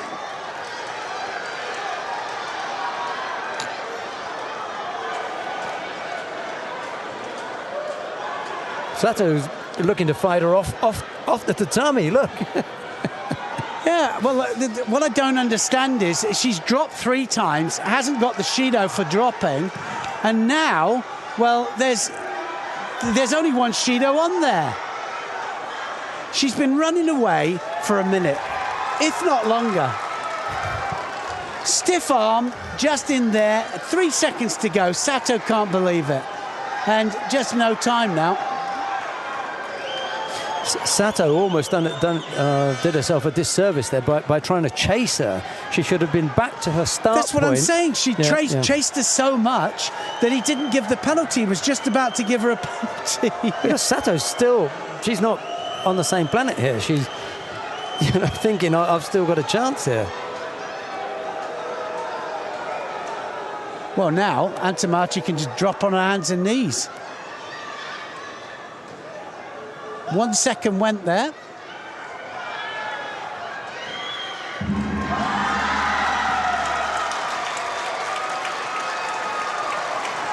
Well, really, they celebrate, but that's not what we want, is it, really?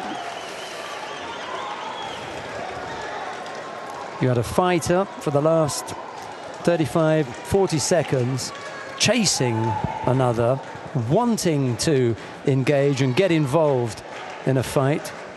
Another who was on 1 Shido wasn't interested, didn't want to know. But she shouldn't have been on 1 Shido, that's my point. That's what I mean. Should have had 3. At 40 seconds, she had 1 Shido. And for that 40 seconds, she only collected 1 more.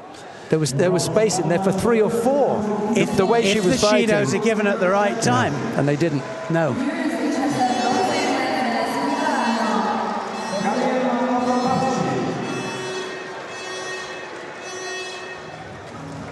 You want to give the contest to the fighter with a positive score, but there's a point at which you can no longer protect someone who doesn't want to fight. Well, otherwise, Sheldon, it means I can score on you, block you out, and forever. I can block you out forever. And then just win it on a negative judo for 3/4 of the contest. So that's not correct. She got protected for 40 seconds, and that was too long.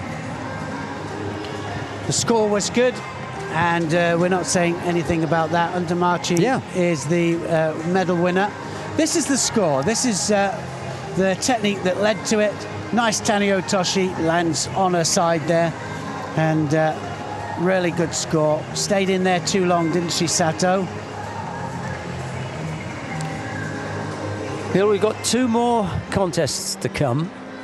The second of the bronze medals and then the final. So let's take a look at the second of the bronze medal contest. Natalie Powell of Great Britain faces Marginte Verkerk of the Netherlands. It'll be Powell in the white judogi, Verkerk in blue.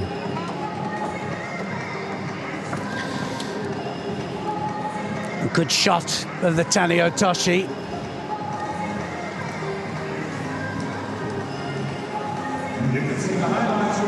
If you have a look at her face there, it says it all.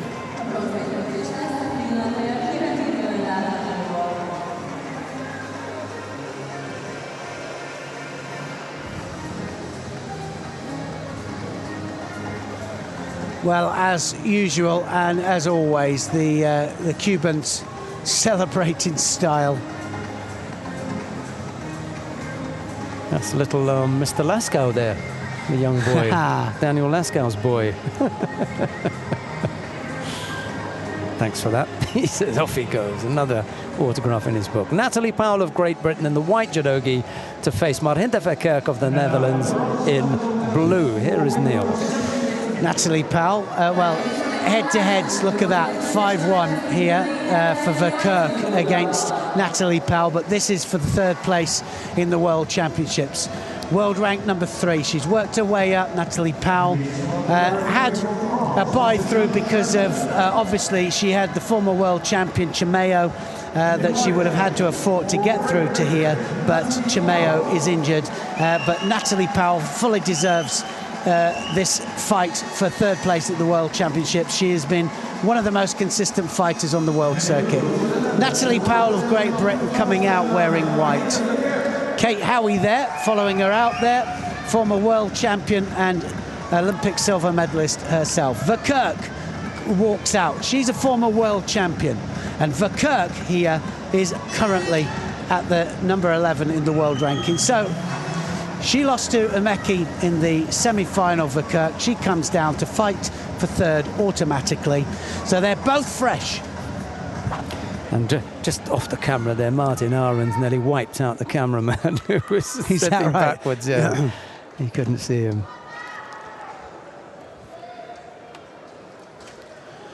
Powell against Verkerk. Powell in white.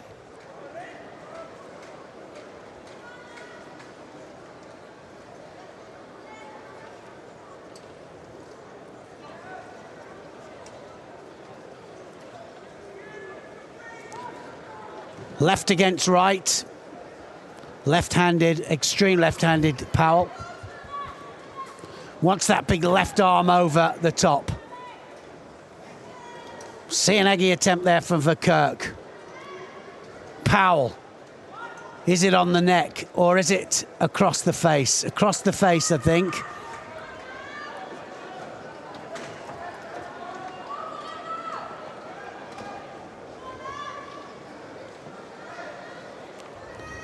Verkerk will try and snap that grip off, that sleeve grip, go in for the Sodi.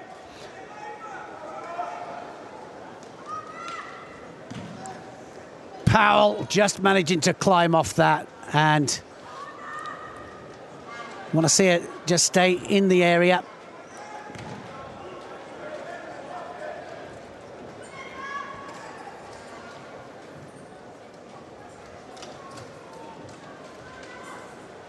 Well, I know for a fact that mum, family, everybody will be watching in Wales.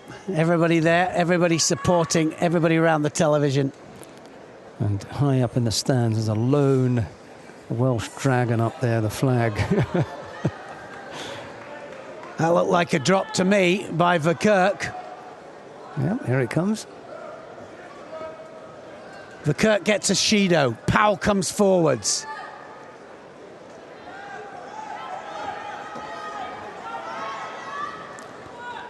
No good pushing. Pushing too much towards the edge there. She's in danger of getting penalised as well. Now she attacks. Marius Visa, president of the IJF there.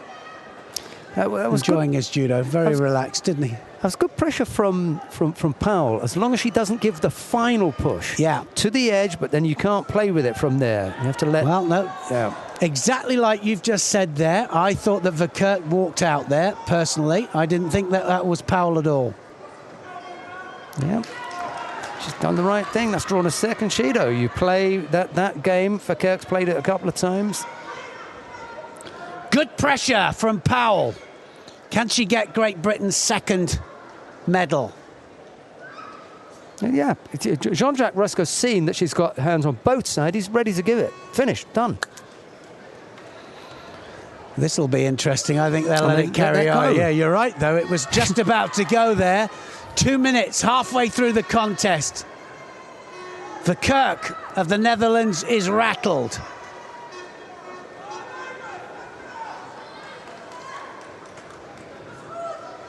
In that corner again. Had to come up with that attack. Well, she had to, and she had to get full rotation. She can't afford another mistake.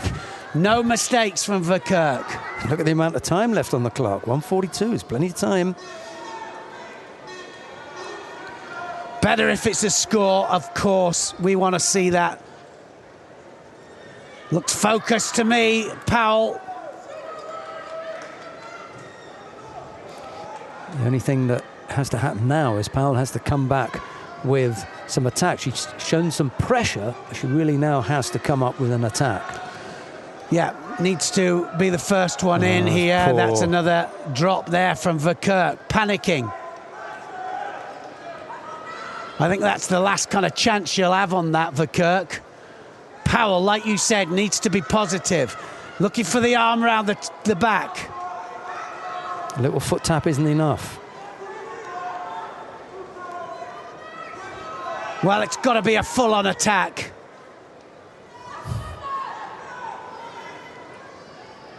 Arm round now. That's better, and that's it. Oh, she gets the hip on. She gets the hip on there. And Great Britain have got a second medal. What an attack there from Powell. Verkerk was, well, she looked, didn't she, off balance the whole time. And that Ouchi-gari there takes Powell to third place in the World Championships. That grin says it all. Well, I know a couple of people just in front of me that are going to be very, very happy about that. The Welsh Valleys will be singing tonight, that's for sure. A medal for Powell. Bronze medal at the World Championships. And she did it in style against the former world champion. We were just saying that the pressure was telling, the pressure was beginning to build, but you needed to come up with a big attack. And you don't get any bigger than Ippon. She threw in that left Ouchi-gari, down went Verkerk. And Powell took the bronze medal. Yeah, I think she just looked a little bit out of sorts, Verkerk. This was on the edge, just started in, didn't it? Driving Ouchi-gari. Verkerk first, then Powell, Ouchi, and on the points of her shoulders there, Verkerk knew it was all over. Super stuff, and it was a real driving Ouchi-gari there. Arm over. Ouchi-gari drives off the back leg, puts her onto the points of her shoulders. How many other times can we see it? We can see it another 10 times, actually. Brilliant stuff. It really is. There's the Ouchi. Look at the head, pointing in the direction she wants it to go. Verkerk is on the way over, and the points of her shoulders hit the ground. What an Ippon for Powell. That'll be the best Ippon of her life. Yep. Happy times for Natalie Powell. She's worked extremely hard, and from time to time, you know, you hang your head and think, you know, could have done better here, could have done better there at this Grand Prix or that Grand Slam or whatever the case is. But this is a real achievement, terrific achievement for Natalie Powell. Second bronze medal for Great Britain, so 2 medals, well-deserved medals as well. Here we go for the final.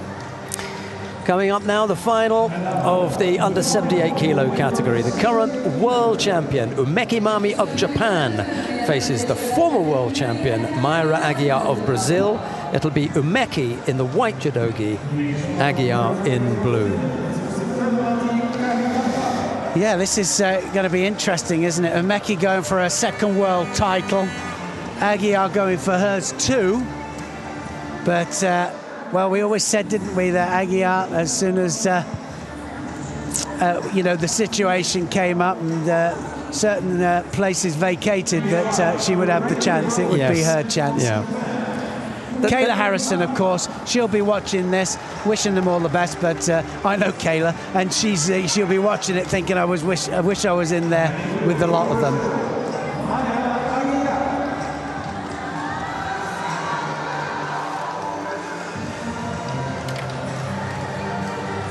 I said that the hardest route to the gold medal was Aguiar's, and now that we come to that last contest, if she's going to win this world title, she's got to get past the defending champion.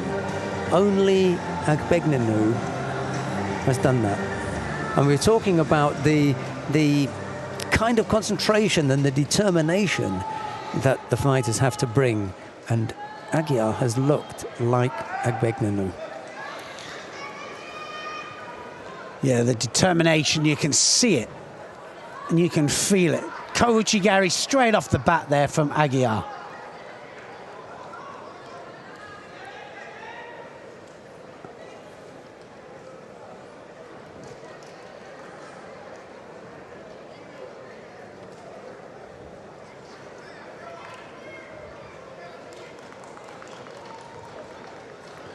Both on the sleeves. They'll stop at any second now, give them a Shido if they don't attack. They've got to attack off it.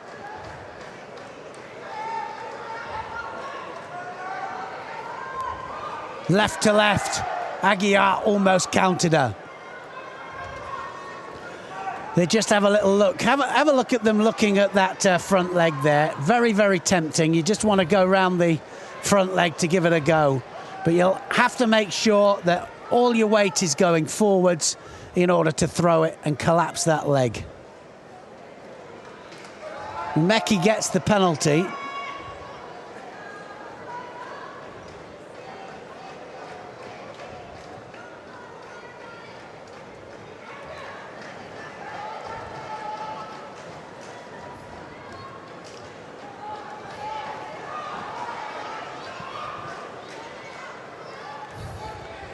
Well, they've got to attack. They've got to start now. It's a minute and a half in here. Both tapping away at the front leg, but they'll have to commit in the end.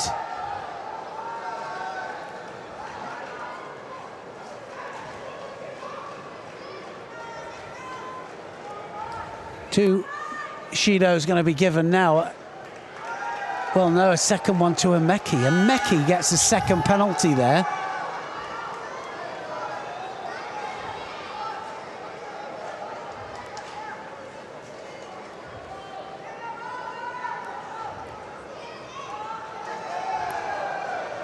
Well, this is incredible because it looks like, to me, if you have a look at this, it looks like a Meki here, almost afraid to lose this.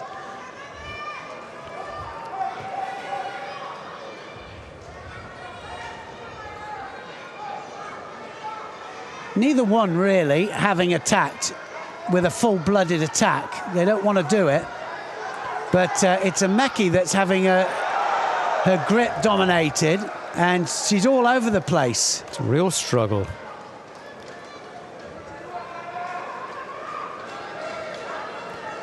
Aguiar can feel this. I know she can. Meki off balance.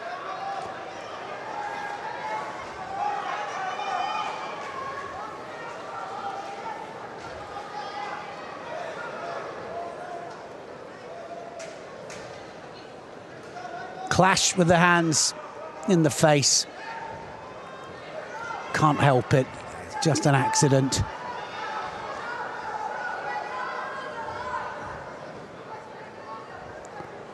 Aguiar digging for the shimiwaza.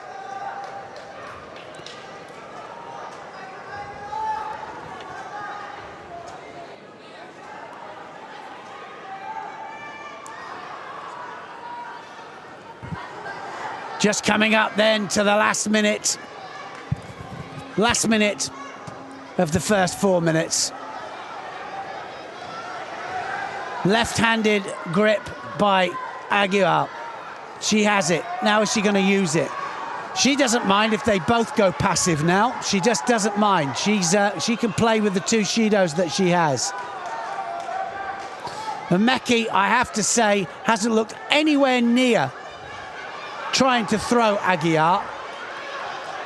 Now she might. Just suddenly realises this is going. There's an Uchimata as well. One-sided grip. Well, she was holding one-sided there for a little bit of time, wasn't she? Aguiar gets a penalty just for blocking out. And now Meki should follow that. She realises that she's putting the pressure on. There's nothing coming back from Aguiar there. Same again. Keep yourself busy. Keep putting the pressure on. I think she heard you again, Sheldon, because that's what she just started to do. Now throwing the left arm over. Now she's going to start to work.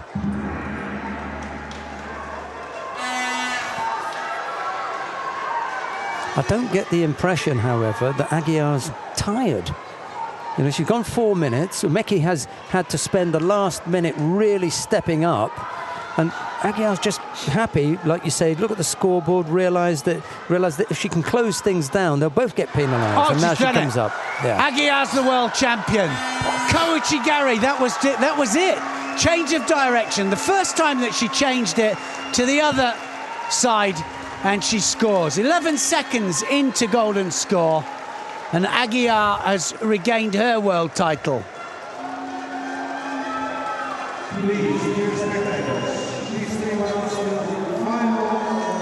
Well, Brazil will celebrate, that's for sure. I've seen this a couple of times now, where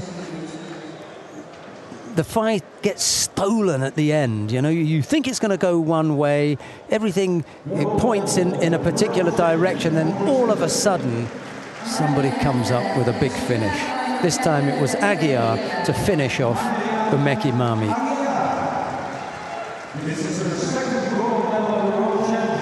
Yeah, and it was pretty tight all the way along. Umeki never really looked as if she never really got going, did she? She really didn't. Just those last 30 seconds before the golden score period, and you thought, okay, maybe something will happen now. But it's Brazil who celebrate, and it was a tough category. She definitely had the hardest draw. Yeah, she had the hardest draw. She came through it and she dug in.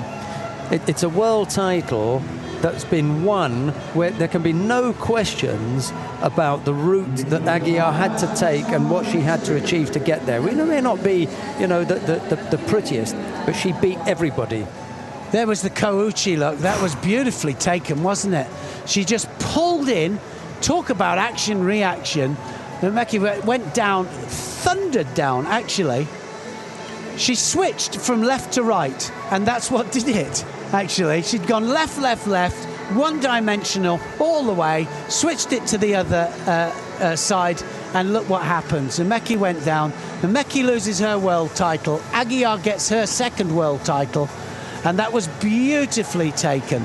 If ever there was a time to perform a right-handed Kouchigari as a left-handed fighter, that was it. And it's the first 10 seconds into golden score. It's the first attack in golden score, and wallop, down she goes.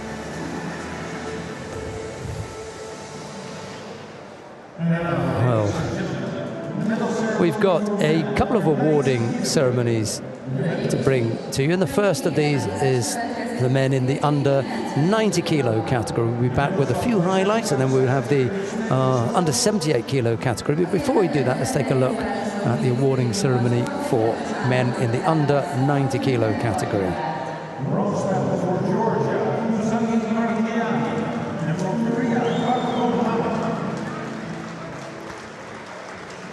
First of the bronze medals goes to Ushangi Margiani of Georgia.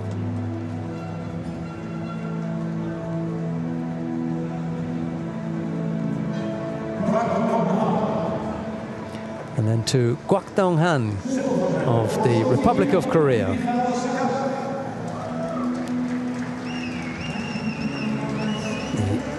Silver medal goes to Michal Skank of Slovenia.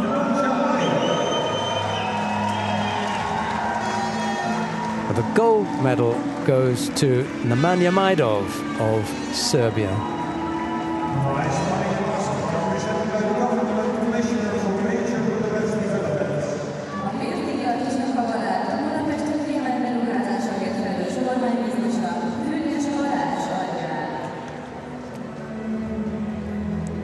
Some good judo from both of those, especially in the bronze medal matches. But these two guys here, the surprises, aren't they? Really, yes. Absolutely.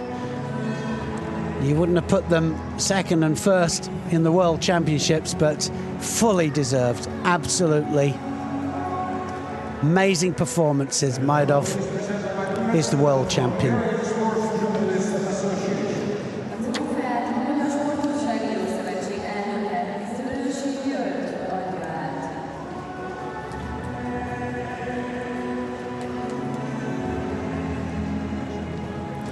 Well, stay with us for some more highlights from today's 5th day of competition at the World Championships here in Budapest, and after that we'll come back with the awarding ceremony in the under 78 kilo category. But now the national anthem of Serbia.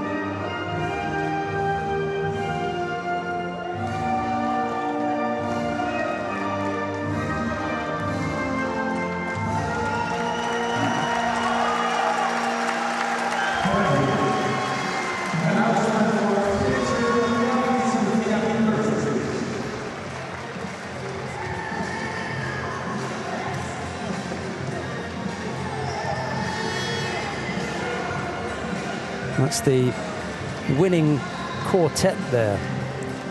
Margiani from Georgia, Kwak from the Republic of Korea, Skank from Slovenia, and Majdov from Serbia.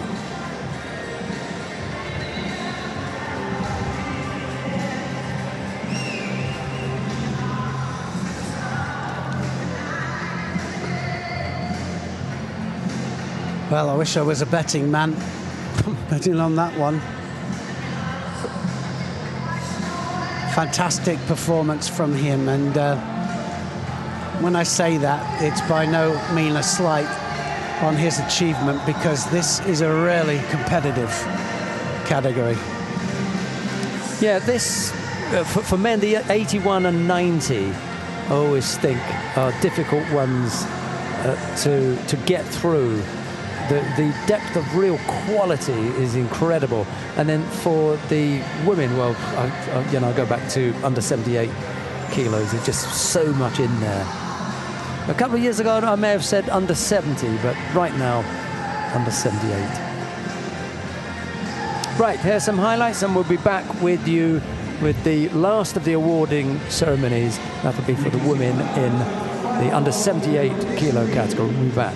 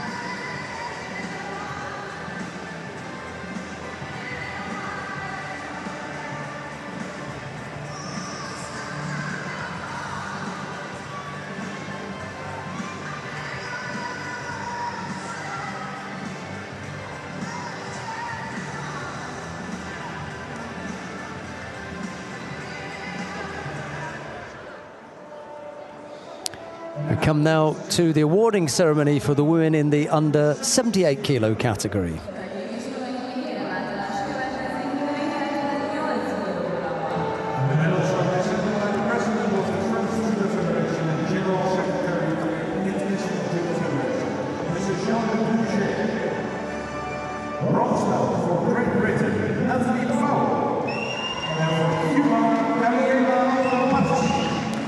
The bronze medals go first of all to Natalie Powell of Great Britain,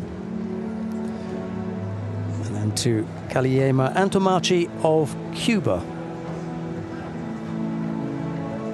The silver medal goes to Umeki Mami of Japan.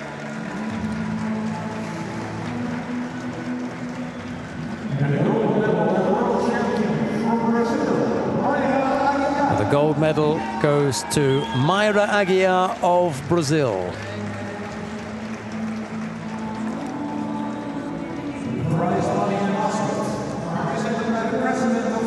Well, that was a great performance from Aguiar, wasn't it? It was just a terrific performance. She just plugged away and she waited her moment. Solid. It was absolutely solid. Well, after day 5 here in Budapest, another gold for Japan then, and a surprise gold for Serbia, and a new world champion in Majdov. Aguiar of Brazil, she wins her second gold, and she did it in style. Tomorrow we've got the superstar of world judo, Teddy Riner, stepping up to fight for his 9th world title. Can he do it? Well, only time will tell, and we're looking forward to that tremendously. Japan lead in the medals, Mongolia are second in the medals, France have 1 gold, Brazil have 1, Serbia, Germany, they all have 1 medal. It's been our pleasure as always. We're looking forward to tomorrow. Last day of the individuals. From Sheldon and I, goodbye for now. Bye-bye.